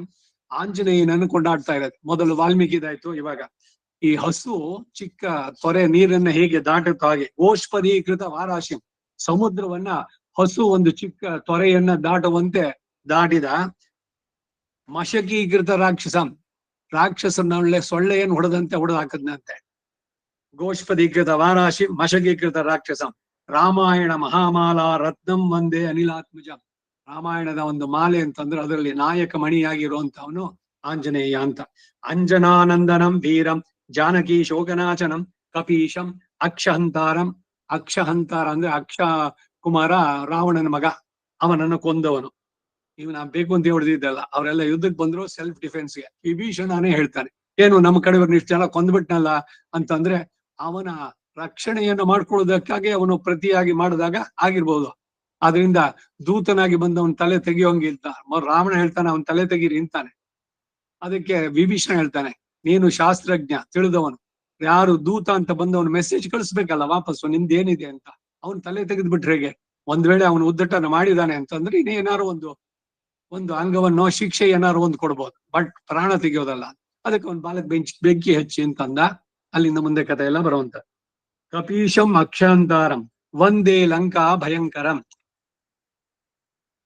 ಅಭಿಷೀಕೃತ ಮಾರ್ಥಾಂಡಂ ಗೋಷ್ಪದೀಕೃತ ಸಾಗರಂ ತೃಣೀಕೃತ ದಶಗ್ರೀವಂ ಆಂಜನೇಯಂ ನಮಾಮ್ಯಹಂ ಮನೋಜವಂ ಮಾರುತತುಲ್ಯ ಬೇಗಂ ಜಿತೇಂದ್ರಿಯಂ ಬುದ್ಧಿಮತಾಂ ವರಿಷ್ಠಂ ಪಾತಾತ್ಮಜಂ ವಾನರಯೂತ ಮುಖ್ಯಂ ಶ್ರೀರಾಮದೂತಂ ಶಿರಸಾ ನಮಾಮಿ ಉಲ್ಲಂಘ್ಯ ಸಿಂಧೋಃ ಸಲಿಲಂ ಸಲೀಲಂ ಯಶೋಕವನ್ನಿಂ ಜನಕಾತ್ಮಜಾಯಾಃ ಆದಾಯ ತೇನೈವ ದದಾಹ ಲಂಕಾಂ ನಮಾಮಿ ತಂ ಪ್ರಾಂಜಲಿರಾಂಜನೇಯಂ ಆಂಜನೇಯಮತಿಪಾಟಲಾನನಂ ಕಾಂಚನಾದ್ರಿ ಕಮನೀಯ ವಿಗ್ರಹಂ ಪಾರಿಜಾತ ತರುಮೂಲವಾಸಿನಂ ಭಾವಯಾಮಿ ಪವಮಾನನಂದನಂ ಯತ್ರ ಯತ್ರ ರಘುನಾಥ ಕೀರ್ತನಂ ತತ್ರ ತತ್ರ ಕೃತ ಮಸ್ತಕಾಂಜಲಿಂ ಬಾಷ್ಪವಾರಿ ಪರಿಪೂರ್ಣ ಲೋಚನಂ ಮಾರುತಿಂ ನಮತ ರಾಕ್ಷಸಾಂತಕಂ. ರಾಮದೂತ ರಾಮನಾಮ ಎಲ್ಲಿ ಕೇಳಿಸುತ್ತೆ ಅಲ್ಲಿ ಬಂದು ತಲೆಯನ್ನ ಬಗ್ಗಿಸಿ ಕೈಯನ್ನು ಜೋಡಿಸ್ಕೊಂಡು ಯತ್ರ ಯತ್ರ ರಘುನಾಥ ಕೀರ್ತನ ತತ್ರ ತತ್ರ ಕೃತ ಮಸ್ತಕ ಅಂಜಲಿ, ಎರಡು ಕೈಯನ್ನ ಅಂಜಲಿ ಪರಮಾಮುದ್ರ, ಕೈಯನ್ನ ಜೋಡಿಸಿ ತಲೆಯನ್ನ ಬಗ್ಗಿಸಿ ಕಣ್ಣು ಆನಂದ ಬಾಷ್ಪಗಳು ರಾಮನ ನಾಮವನ್ನು ಕೇಳಬೇಕಾದ್ರೆ ಎಲ್ಲೆಲ್ಲಿ ನಡೆಯುತ್ತೋ ಅಲ್ಲೆಲ್ಲ ಇವನು ಬರ್ತಾನೆ. ಇದಕ್ಕಾಗಿ ಮಧ್ವ ಸಂಪ್ರದಾಯದಲ್ಲಿ ರಾಮಾಯಣ ಪಾರಾಯಣ ಮಾಡ್ಬೇಕು, ಒಂದು ಮಣೆ ಇಡ್ತಾರಲ್ಲಿ. ಆಂಜನೇಯ ಅಲ್ಲಿ ಅದೃಶ್ಯವಾಗಿ ಬಂದು ಅಲ್ಲಿ ಕೇಳ್ಕೊಂಡು ಕೂತಿರ್ತಾನೆ ಅಂತ ಇದು ಆ ಶ್ಲೋಕದಲ್ಲಿ ಹೇಳುವಂತದ್ದು.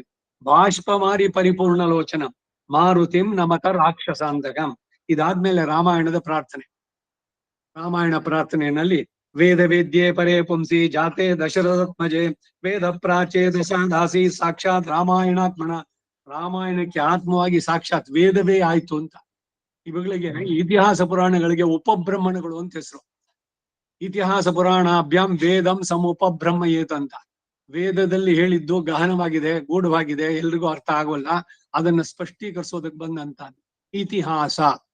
ಒಳ್ಳೆ ಕಾವ್ಯ. ಇದರಲ್ಲಿ ಸುಂದರವಾದ ಕಾವ್ಯದ ಸೊಬಗು ಇದೆ, ಅದರ ಜೊತೆಗೆ ಭಕ್ತಿಯು ಪ್ರಧಾನವಾಗತ್ತೆ, ನವರಸಗಳು ತುಂಬಿದೆ. ಆ ರೀತಿ ಬಂದಂತಹದ್ದು ರಾಮಾಯಣ. ಇತಿಹಾಸ ಪುರಾಣಾಭ್ಯಂ ವೇದಂ ಸಮೋಪಬ್ರಹ್ಮಯೇತು, ಉಪಬ್ರಹ್ಮಣಗಳು ಅಂತ ರಾಮಾಯಣ, ಮಹಾಭಾರತ, ಭಾಗವತ ಇವುಗಳನ್ನ.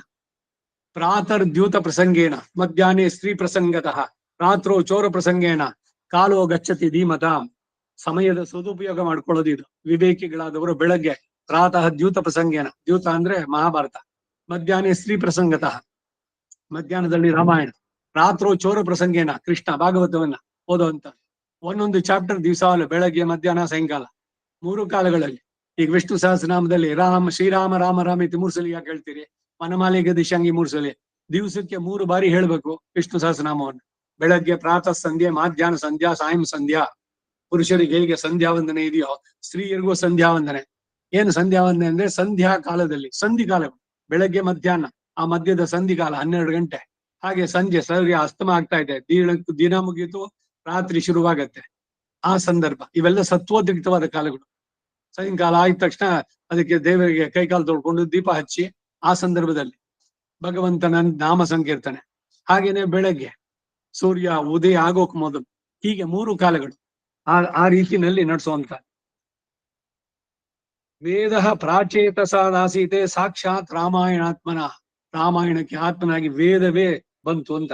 ಚರಿತಂ ರಘುನಾಥಸ್ಯ ಶತಕೋಟಿ ಪ್ರವಿಸ್ತರ, 100 ಕೋಟಿಯಷ್ಟು ವಿಸ್ತಾರವಾಗಿದೆ ಅಂತೆ ಈ ರಾಮಾಯಣ. ರಘುನಾಥಸ್ಯ ಚರಿತಂ ಏಕೈಕಂ ಅಕ್ಷರಂ ಪ್ರೋಕ್ತಂ ಮಹಾಪಾತಕ ನಾಶ. 1 ಅಕ್ಷರ ಹೇಳಿದ್ರೆ ಸಾಕು, ಎಲ್ಲ ಪಾತಕಗಳಿಂದ ಪರಿಹಾರ. ಶೃಣ್ವನ್ ರಾಮಾಯಣಂ ಭಕ್ತ್ಯಾ ಯಃ ಪಾದಂ ಪದಮೇವ. ಭಕ್ತಿ ಶ್ರದ್ಧೆಯಿಂದ ಆಸಕ್ತಿಯಿಂದ ರಾಮಾಯಣ ಯಾರು ಪಾರಾಯಣ ಆಗ್ತದೆ ಕೇಳಿದ್ರೆ 1 ಪಾದ, ಈಗ 2 ಲೈನ್ ಇದೆ, ಮೊದಲನೇ ಪಾದ 2ನೇ ಪಾದ ಅಂತ ಹೇಳ್ಬೋದು, ಪೂರ್ವ ಉತ್ತರ ಅಂತ. ಆ 1 ಸೆಂಟೆನ್ಸ್ ಅಥವಾ ಹಾಫ್ ಸೆಂಟೆನ್ಸ್, ಇಲ್ಲ ಒಂದೇ 1 ವರ್ಡ್. ಯಃ ಪಾದಂ ಪದಮೇವ ಸಯಾತಿ ಬ್ರಹ್ಮಣ ಸ್ಥಾನಂ ಬ್ರಹ್ಮಣ ಪೂಜ್ಯತೆ ಸದಾ. ಸತ್ಯಲೋಕವನ್ನು ಪಡಿತಾರೆ ಇವರು, ಸಾಕ್ಷಾತ್ ಚತುರ್ಮುಖ ಬ್ರಹ್ಮನಿಂದ ಪೂಜಿಸಲ್ಪಡ್ತಾರಂತ. ಯಾಕೆ? ರಾಮಾಯಣ ಕೇಳಿ ಬಂದವರು ಅಂತ. ನೋಡಿ ಹಿರಿಮೆ ರಾಮಾಯಣದ್ದು. ವಾಲ್ಮೀಕಿ ಗಿರಿ ಸಂಭೂತ ರಾಮಸಾಗರ ಗಾಮನಿ ಪುನಾತಿ ಭುವನಂ ಪುಣ್ಯ ರಾಮಾಯಣ ಮಹಾನದಿ. ಶ್ಲೋಕಸಾರ ಸಮಾಕೀರ್ಣಂ ಸರ್ಗ ಕಲ್ಲೋಲ ಸಂಕುಲಂ ಕಾಂಡಗ್ರಾಹ ಮಹಾಮೀನಂ ಬಂದೇ ರಾಮಾಯಣಾರ್ಣವ. ಅರ್ಣವ ಅಂತಂದ್ರೆ ಸಮುದ್ರ, ಮಹಾಸಮುದ್ರ, ದೊಡ್ಡ ಸಮುದ್ರಗಳು.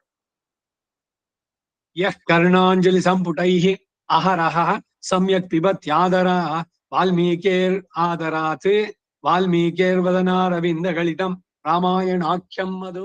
ವಾಲ್ಮೀಕಿಯಿಂದ ನೀಡಲ್ಪಟ್ಟಂತ ಮಧು ಜೇನಿನಂತೆ ಸಮನಾದದ್ದು.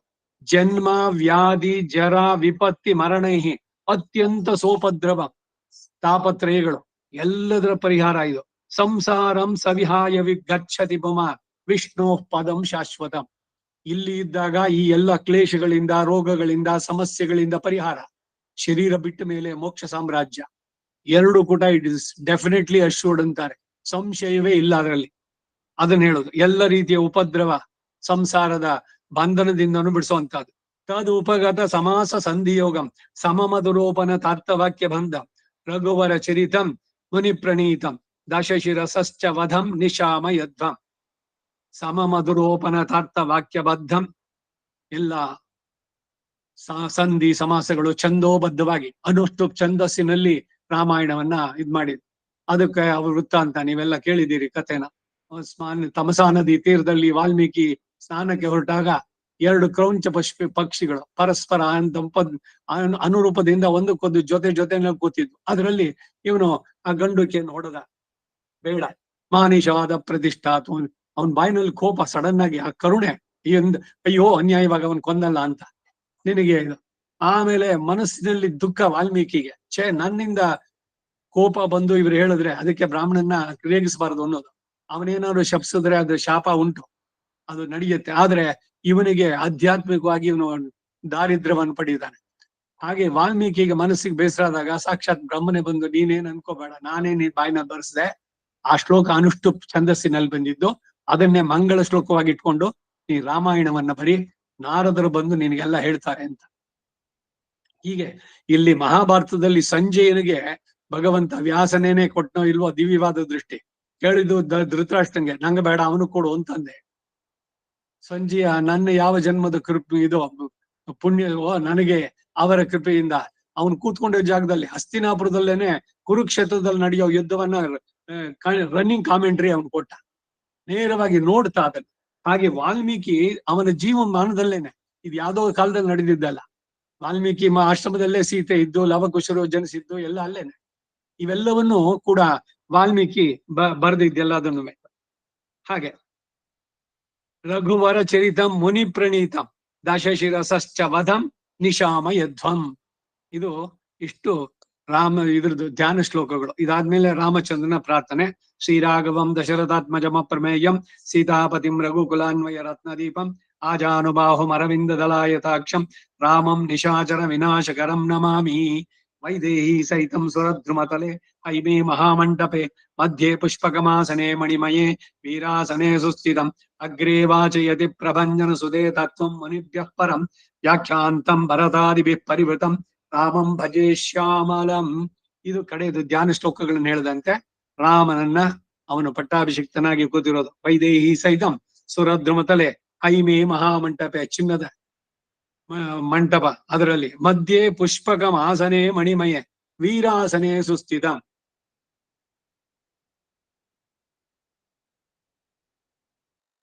ಇದ್ ಮಾಡಿದ್ದಾನೆ ಈ ಪರವಾಸುದೇವ. ಸವ್ಯಂ ಪಾದಂ ಪ್ರಸಾರ್ಯಾಶ್ಚಿತ ದುರಿತಹಂ ದಕ್ಷಿಣಂ ಕುಂಚಯಿತ್ವ. ಅಂದ್ರೆ ಸವ್ಯಂ ಅಂದ್ರೆ ಎಡಗಾಲು, ಅದನ್ನ ನೀಟಿ ಬಲಗಾಲನ್ನ ಎಡಗಾಲಿನ ಮೇಲೆ ಕುಂಚಿತವಾಗಿ ಇಟ್ಕೊಂಡು ಪಕ್ಕದಲ್ಲಿ ಸೀತೆ ಇರುವಂತದ್ದು. ಹಾಗೆ ಅದು ವೀರಾಸನ ಅಂದ್ರೆ. ಜೊತೆಗೆ ಭರತ, ಶತ್ರುಘ್ನ, ಇವನು ಸುಗ್ರೀವ ಎಲ್ಲರೂ ಇದ್ದಾರೆ. ಈ ಹಳೆ ರಾಮಾಯಣ ಪಟ್ಟಾಭಿಷೇಕದ್ದು ನೀವು ಫೋಟೋಗಳನ್ನು ನೋಡಿದ್ರೆ ಎಲ್ಲರೂ ಇದ್ದಾರೆ. ಪ್ರಧಾನವಾದ ವಾನರ ಪ್ರಮುಖರು ಇವರುಗಳೆಲ್ಲ. ವಿಭೀಷಣನು ಇದ್ದಾನೆ, ಆಂಜನೇಯ ಕಾಲ ಹತ್ರ ಕೂತಿದ್ದಾನೆ, ಸೀತಾರಾಮ ಅವನ ಬ್ರದರ್ಸು ಎಲ್ಲರೂ ಕೂಡ. ರಾಮ ಸಂತೋಷವಾಗಿ ಕಳೆದಂತ ದಿವಸಗಳು 11,000 ವರ್ಷ. ಇವನ್ ಕಾಡಿಗೆ ಬಂದಿದ್ದ 14 ವರ್ಷ ಅಷ್ಟೇನೆ. ಏನು ದಶವರ್ಷ ಸಹಸ್ರಾಣಿ ದಶವರ್ಷ ಶತಾನಿಚ. ಎಲ್ಲ ತನ್ನ ಅಣ್ಣ ತಮ್ಮಂದ್ರು ಅಣ್ಣ ಏನಿಲ್ವಲ್ಲ ರಾಮನಿಗೆ, 4 ಜನರ ಜೊತೆ ಸಂತೋಷವಾಗಿ ಇದ್ದ. ರಾಮ ಕಷ್ಟಪಡ್ಲಿಲ್ಲ. ಸುಮ್ಮನೆ ರಾಮ ಕಾಡಿನಲ್ಲಿದ್ದ, ಅಯ್ಯೋ ಏನ್ ಸುಖ ಇತ್ತು ಅಂತ ಹೇಳುವಂತದ್ದು ದೊಡ್ಡ ಅಪಚಾರ ರಾಮನ ಕಡೆಗೆ. ಅವನು ಸದಾ ಯಾವ ದೋಷವೋ ದುಃಖವೋ ಅವನ ಹತ್ರ ಬರ್ಲಿಕ್ಕಿಲ್ಲ. ಮತ್ತೆ ಸೀತೆ ಹೋದಾಗ ಅವೈನೇ ಏನಾದಳು ಅಂತಂದ್ರೆ ಅದೊಂದು ನಟನೆ ಅಷ್ಟೇ. ತಾನು ಮರ್ತ್ಯಾವತಾರಸ್ತು ಯಮರ್ತ್ಯ ಶಿಕ್ಷಣ, ಮನುಷ್ಯರಾಗಿ ಹೇಗ್ ಬಾಳ್ಬೇಕು ಅನ್ನೋದನ್ನು ತೋರಿಸೋದಕ್ಕೆ ರಾಮನ ಅವತಾರ ಅಂತ. ಈ ರೀತಿನಲ್ಲಿ ಹೀಗೆ ಈ ಧ್ಯಾನ ಶ್ಲೋಕವನ್ನ ಹೇಳಿ ಆಮೇಲೆ ಆ ಶ್ರೀಕೋಶ ಇಟ್ಕೊಂಡು ಅದಕ್ಕೆ ಮೊದಲೇ ಪೂಜೆಯನ್ನ ಮಾಡಿರ್ತೀರಿ. ಶ್ರೀಂ ಶ್ರೀರಾಮಾಯ ನಮಃ ಚುಲ್ಲೆ, ಶ್ರೀಂ ಸೀತಾಯೈ ನಮಃ, ಶ್ರೀ ಸೀತಾ ಲಕ್ಷ್ಮಣ ಭರತ ಶತ್ರುಘ್ನ ಹನುಮತ್ ಸಮೇತ ಶ್ರೀರಾಮಚಂದ್ರ ಪರಬ್ರಹ್ಮಣೇ ನಮಃ. ಅತ ಶ್ರೀಮದ್ ವಾಲ್ಮೀಕಿಯೇ ರಾಮಾಯಣೆ ಸುಂದರಕಾಂಡೆ ಪ್ರಥಮ ಸರ್ಗಃ ತಪಸ್ವಾಧ್ಯಾಯ ನಿರತಂ ತಪಸ್ವಿ ವಾಗ್ವಿದಾಂ ವರಂ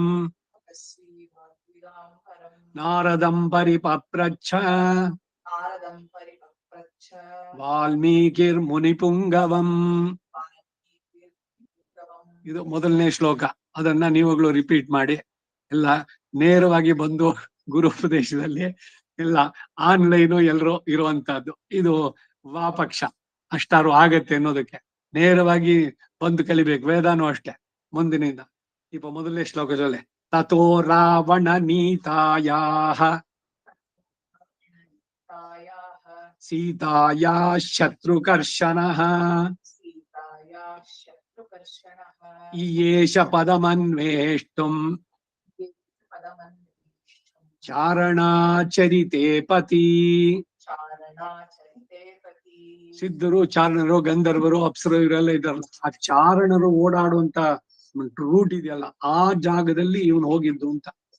ಲಂಕೆಗೆ ಇಲ್ಲಿಂದ ಇದರಿಂದ ಹೊರಟ ಏನೋ ಕನ್ಯಾಕುಮಾರಿ ಇದ್ರ ಹತ್ರ ಗಂಧಮಾದನ ಪರ್ವತ ಇವನ್ನ ಏರಿ ಇವರೆಲ್ಲ ಹೇಳಿದ್ಮೇಲೆ ಅವನ ಪರಾಕ್ರಮದ ಬಗ್ಗೆ ಹೇಳಿದಾಗ ಅವನಿಗೆ ಆ ಸ್ವರೂಪ ಉಂಟಾಗ್ಲಿ ಅಂತ ಅವನೊಂದು ಶಾಪ ಇವನಿಗೆ, ಆಂಜನೇಯನಿಗೆ.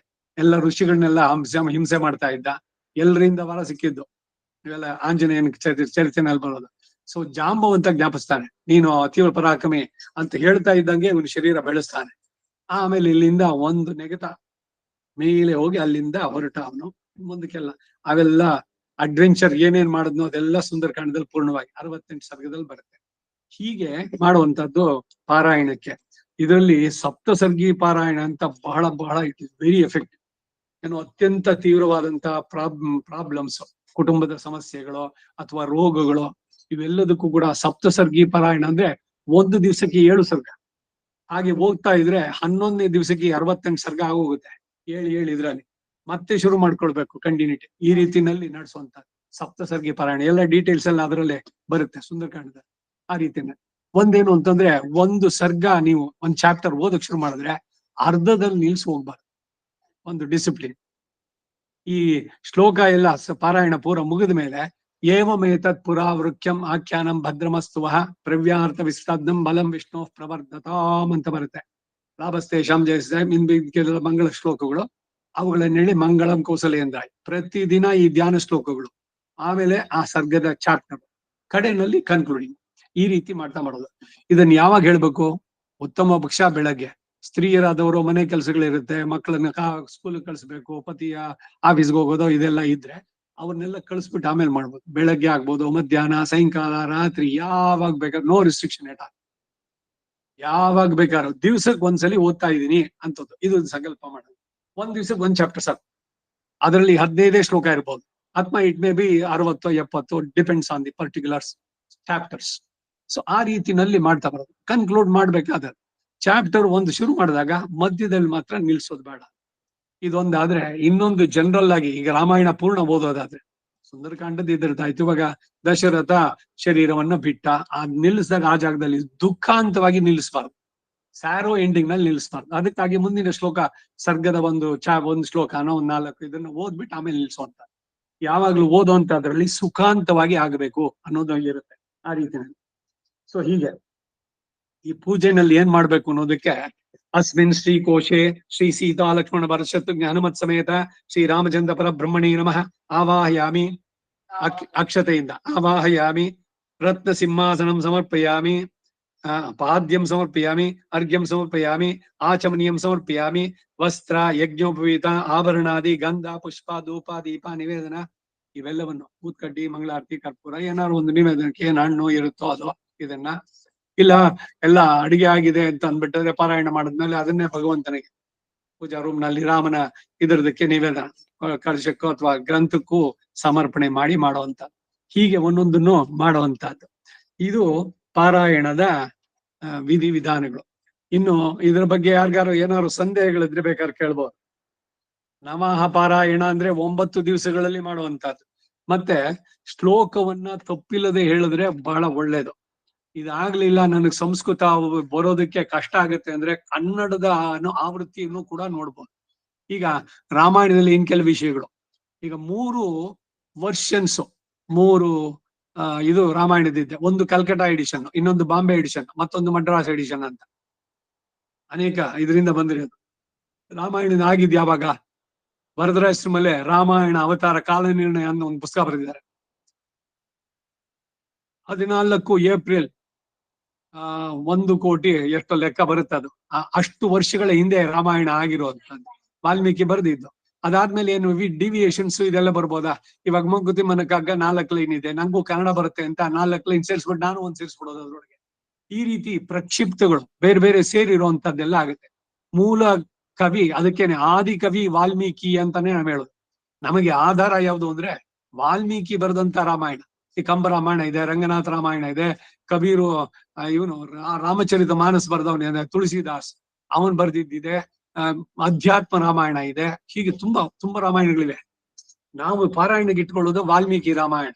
ಸೊ ಅದರಿಂದ ಈ ವಾಲ್ಮೀಕಿ ರಾಮಾಯಣದಲ್ಲೇನೆ ಈ ಡಿವಿಯೇಷನ್ಸ್ ಇರುತ್ತೆ. ಒಂದೊಂದು ಇದಕ್ಕೂ ಎಡಿಷನ್ಸ್ಗೆ ವ್ಯತ್ಯಾಸಗಳು ನಿಯರ್ಲಿ 30% ಇದೆ ಅಂತಾರೆ ಡಾಕ್ಟರ್ ಅನಂತರಂಗಾಚಾರ್ಯ ಹೇಳ್ತಾ ಇದ್ರು. 3 ಇಟ್ ಇಸ್ ವ್ಯಾಲಿಡ್. ಈಗ ಭಾರತ ದರ್ಶನದಲ್ಲಿ 11 ಪುಸ್ತಕಗಳಿದೆ. ತ್ಯಾಗರಾಜನಗರ ಅವರು ಪಬ್ಲಿಷ್ ಮಾಡಿದ್ದು. NR ಕಾಲೋನಿ ರಾಮ ಮಂದಿರದಲ್ಲಿ ರಾಮಾಯಣ ಪುಸ್ತಕ ಅವೈಲಬಲ್. ಅದು ಕೂಡ 10-11 ವಾಲ್ಯೂಮ್ಸ್ ಇದೆ. ಅದನ್ನ ಬರೆದವರು ಎಡಿಟ್ ಮಾಡಿದ್ದು ಇವರು ರಂಗನಾಥ್ ಶರ್ಮಾ, ಅದೊಂದು. ಇನ್ನು ಗೀತಾ ಪ್ರೆಸ್ ಗೋರಖ್ಪುರ್ ಅವರು ಬರೆದಿದ್ದ ರಾಮಾಯಣ ಇದೆ. ಹೀಗೆ ರಾಮಾಯಣ ಗೋವಿಂದರಾಜಿಯ ಸಾಂಸ್ಕ್ರಿಟ್ ಇದ್ರಲ್ಲಿ ಇರುವಂತಹದ್ದು ಇದು. ಈ ಗೀತಾ ಪ್ರಸಿದ್ಧ ಇಟ್ಕೊಂಡ್ರೆ ಅದ್ರ ಪ್ರಕಾರನೇ ನಾಡಿ, ಇಲ್ಲ ಭಾರತ ದರ್ಶನದಿದ್ರೆ ಅದ್ರ ಪ್ರಕಾರ ಓದಿ. ಯಾವ್ದು ಇದೆಯೋ ಅದು, ಅದಕ್ಕೆ ಡಿಫ್ರೆನ್ಸ್ ಇದೆಯಲ್ಲ ಅನ್ನೋ ಸಂದೇಹ ಬೇಡ. ಯಾವುದನ್ನ ನೀವು ಪಾರಾಯಣ ಇಟ್ಕೊಂಡಿದ್ರೋ ಅದ್ರಲ್ಲಿ ಏನಿದೆಯೋ ಆ ರೀತಿನಲ್ಲಿ ಓದ್ಬೋದು. ಎಲ್ಲವೂ ಕೂಡ ಇಟ್ ಇಸ್ ವ್ಯಾಲಿಡ್ ಅಂತ ನಮ್ಮ ಗುರುಗಳು ಅನಂತರಂಗಾಚಾರ್ಯ ಇದ್ರದ್ದು ಪರಿಹಾರ ಮಾಡಿದ್ದು ಸಂದೇಹ ಬಂದಾಗ. ಸೊ ಈ ರೀತಿಯಲ್ಲಿ ಮಾಡುವಂತಹದ್ದು. ಎಲ್ಲರೂ ರಾಮಾಯಣ ಪಾರಾಯಣವನ್ನ ಭಕ್ತಿ ಶ್ರದ್ಧೆಯಿಂದ ನಡೆಸಿ ನಿಮ್ಮ ಮನೋಕಾಮನೆಗಳೇನಿದೆ ಅದೆಲ್ಲ ಮುಗಿಸಿ, ಇಲ್ಲಿ ಆದ್ಮೇಲೆ ಅಲ್ಲಿದೆ ವೈಕುಂಠ, ಅದನ್ನು ಕೂಡ ನಾವು ಪಡಿಬೇಕು. ಬಾಳಿನಲ್ಲಿ ನಮ್ಮ ಮುಖ್ಯ ಗುರಿ ಏನಾಗ್ಬೇಕು ಅಂದ್ರೆ ಇವೆಲ್ಲ ಸರಿ ನಮ್ಮ ಕರ್ಮಾಯತ್ವಾಗಿ. ಇದಕ್ಕಾಗೇನೆ ಆಳ್ವಾರ್ಗಳಿದು ಕೂರು ಶೋರಿ ವೈ ವೇಂಡೆ. ನಾನು ಅನ್ನವನ್ನೋ ವಸ್ತ್ರವನ್ನೋ ಕೆಲಸನೋ ಇಲ್ಲ.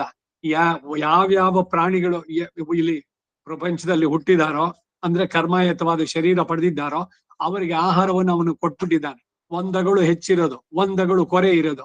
ತಿಂದ ನಿನ್ನ ಅನ್ನ ಋಣ ತೀರುತ್ತಲೆ ಪಯಣ. ಹಿಂದಾಗದೊಂದು ಕ್ಷಣ ಮುಂದಕ್ಕೂ ಆಗದ ಸಂದ ಲೆಕ್ಕವೇದಲ್ಲ. ಪ್ರಾರಬ್ಧ ಕರ್ಮವನ್ನ ಅನುಭವಿಸೋದಕ್ಕಾಗಿ ಬಂದಿರುವಂತಹದ್ದು ಈ ಶರೀರ. ಅದ್ರ ಜೊತೆಗೆ ಈ ಶರೀರದ ಹಿರಿಮೆಯನ್ನ ಇವತ್ತು ಬೆಳಗ್ಗೆ ವೇದದಲ್ಲಿ ಸಂಹಿತೆಯಲ್ಲಿ ಇರ್ತಾ ಇತ್ತು. ಭಗವಂತನ ಅಮೂಲ್ಯವಾದ ಕೊಡುಗೆ ಇದು. ಇದನ್ನ ಅಯೋಧ್ಯ ಅಂತ ಹೇಳ್ತಾರೆ ಶರೀರವನ್ನು. ಪೂರ ಯೋಧ್ಯ, ಯಾಕೆಂದ್ರೆ ಭಗವಂತನೇ ಒಳಗಡೆ ಇದ್ದಾನೆ. ಅವನನ್ನ ಪಡೆಯೋದಕ್ಕೆ ಇದು ಸಾರ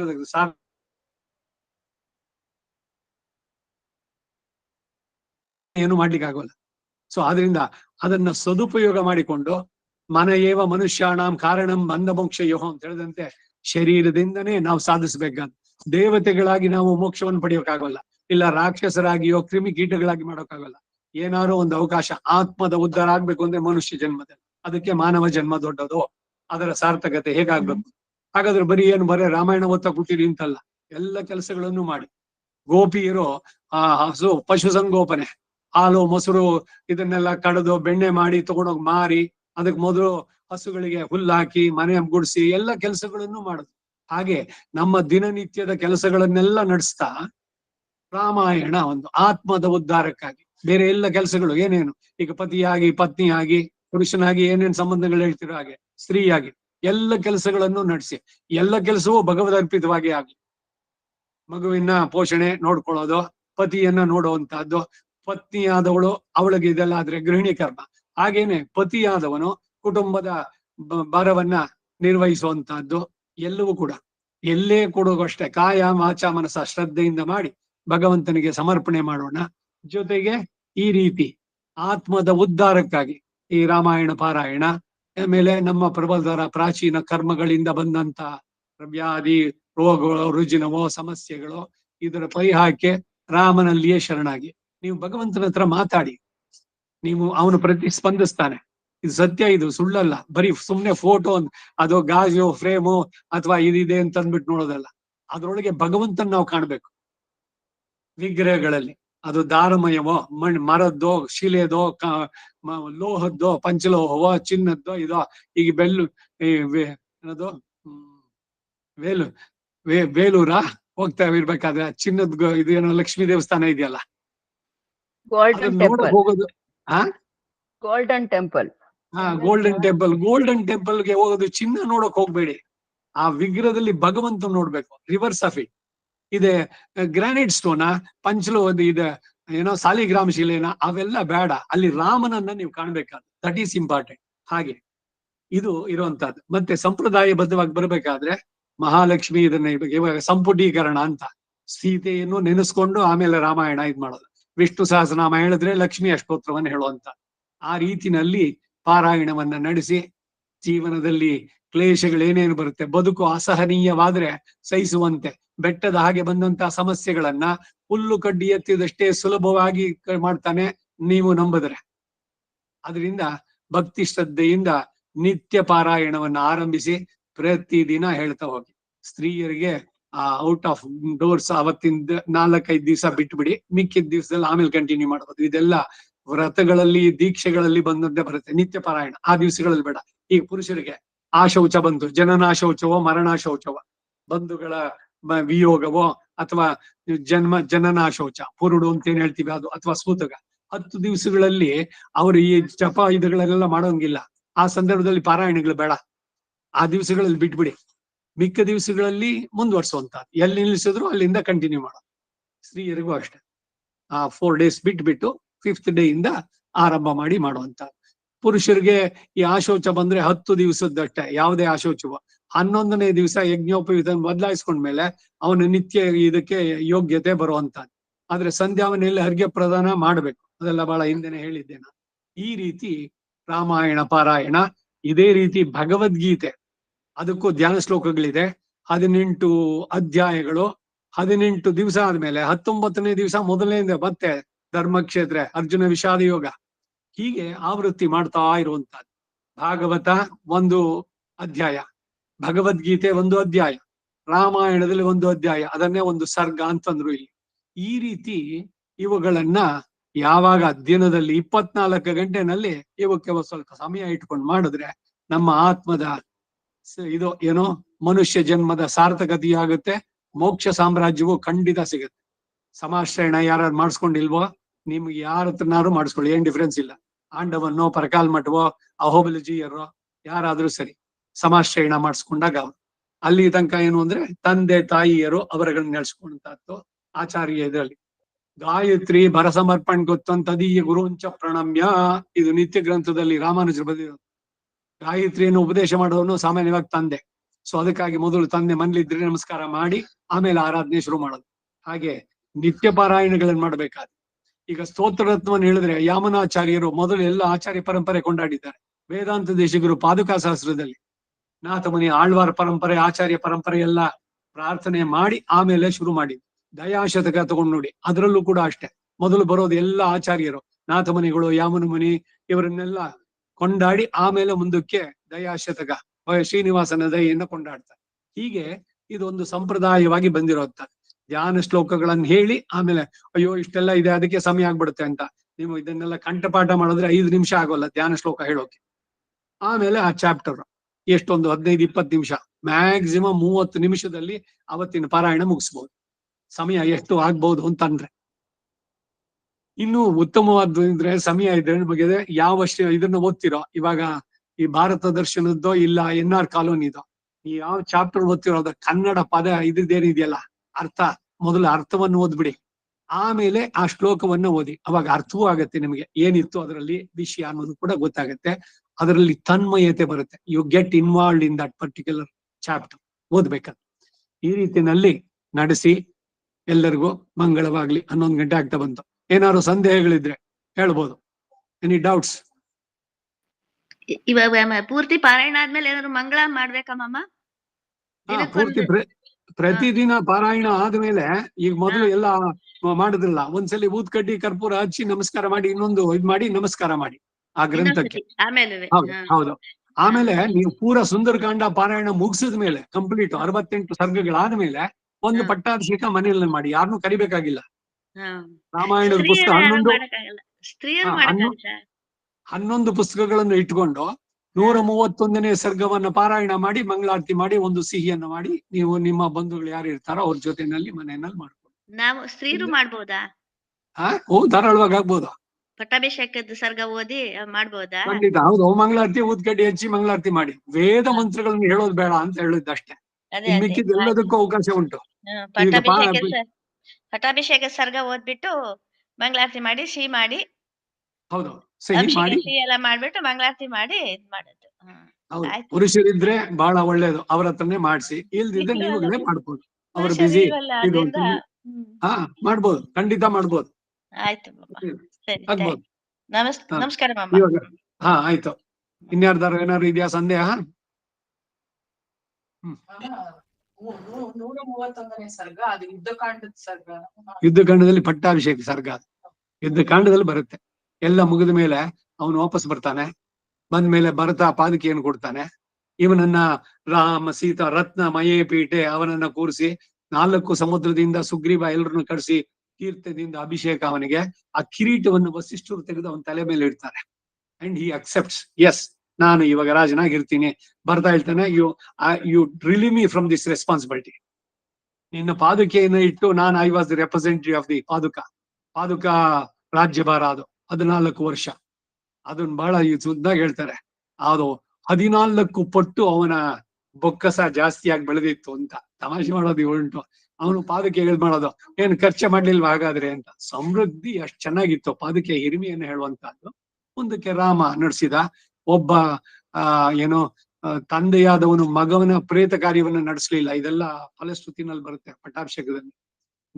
ವಿಧವೆಯರು ಇರ್ಲಿಲ್ಲ ಅಲ್ಲಿ, ಒಬ್ಬ ಕಳ್ಳ ಇರ್ಲಿಲ್ಲ, ಒಬ್ಳು ಸ್ವೈರಿಣಿ ಇರ್ಲಿಲ್ಲ, ಎಲ್ಲರೂ ಧರ್ಮದಿಂದ ನಡೆಸ್ತಾ ಇದ್ರು. ಅದು ರಾಮರಾಜ್ಯ. ಎಲ್ಲರೂ ಅವರವರ ಧರ್ಮ, ಅವರವರ ವೃತ್ತಿ ಧರ್ಮಗಳಿದೆ, ಎಲ್ಲರೂ ಸಂತೋಷವಾಗಿದ್ರು. ಹಾಗೆ ಕೃತಯುಗವೇ ಮತ್ತೆ ಬಂತೇನೋ ಅನ್ನೋ ತರದಲ್ಲಿ ತ್ರೇತಾಯುಗದಲ್ಲಿ ಆ ರೀತಿ ರಾಮ ರಾಜ್ಯವನ್ನು ನಡೆಸಿದ್ದು, ರಾಮರಾಜ್ಯದ ಕಲ್ಪನೆ ಆ ರೀತಿ ಬಂತು ಅಂತ. ಹಾಗೆ ಎಲ್ಲರಿಗೂ ಕೂಡ ಇದು ಮನೆಯಲ್ಲಿ ಕುಟುಂಬಕ್ಕೆ, ಗೃಹಕ್ಕೆ, ಎಲ್ಲದಕ್ಕೂ ರಕ್ಷೆ. ಈ ಪಾರಾಯಣವನ್ನು ಶುರು ಮಾಡಿದ್ರೆ ಬಹಳಷ್ಟು ತುಂಬಾನೇ ಅನೇಕರು ಎಕ್ಸ್ಪೀರಿಯನ್ಸ್ ಆಲ್ಸೋ ಅವ್ರಿಗೆ ಮಾಡದಿದ್ದನ್ನು ಕೂಡ ಹೇಳ್ತಾ ಇದ್ರು ನಮ್ಮ ಗುರುಗಳ ಹತ್ರ. ವರದಾಸಿ ಮಲೆ ಯಾರು ಮಾಮಾನ ಶುರು ಮಾಡಿದ್ಮೇಲೆ ನನಗೆ ಎಲ್ಲ ನನ್ನ ಸಮಸ್ಯೆಗಳೆಲ್ಲ ಪರಿಹಾರ ಆಯ್ತು. I am getting more confidence in my self. ಯಾವುದೇ ಕೆಲಸ ಕೈ ಇಟ್ರೆ it is very much successful. ಏನು ನಾನು ಪ್ಲಾನ್ ಮಾಡ್ತೀನೋ ಅದು ರಾಮಾಯಣ ಶುರು ಮಾಡಿದ್ಮೇಲೆ ಇದಾಗ್ತಾ ಇದೆ ಅಂತ ಅಂದ್ಬಿಟ್ಟು. ಹಾಗಾಗಿ ಇಟ್ಸ್ ವೆರಿ ಎಫೆಕ್ಟಿವ್. ಸೊ ಅದರಿಂದ ನಡೆಸಿ ಮನುಷ್ಯ ಪ್ರಯತ್ನದಿಂದ ಮಿಗ್ಗಿದ್ದೇನಿದೆಯೋ ಆವಾಗ ದೈವದ ಕೃಪೆ. ದೈವ ಮಾತ್ರ ಪಂಚಮಂ ಅಂತ ಹೇಳ್ತಾನೆ ಭಗವದ್ಗೀತೆನಲ್ಲಿ 18ನೇ ಅಧ್ಯಾಯ. ಭಗವಂತನ ಸಂಕಲ್ಪವೂ ಇರ್ಬೇಕು, ನೀವ್ ಎಷ್ಟೇ ಪರ್ಫೆಕ್ಟ್ ಮಾಡೋದು ಕೂಡ. ಈಗ ಒಂದು ಉದಾಹರಣೆ, ಒಬ್ಬ ಸ್ಟೂಡೆಂಟ್ 10th ಸ್ಟ್ಯಾಂಡರ್ಡ್ ಮಾರ್ಕ್ಸ್ 100ಕ್ಕೆ 100 ತೆಗಿತಾನ. ಆದ್ರೆ ಮ್ಯಾಥ್ಸ್ ಎಕ್ಸಾಮ್ ದಿವಸ ಇವನಿಗೆ ಎಷ್ಟು ತಲೆ ಜ್ವರ ಬಂದು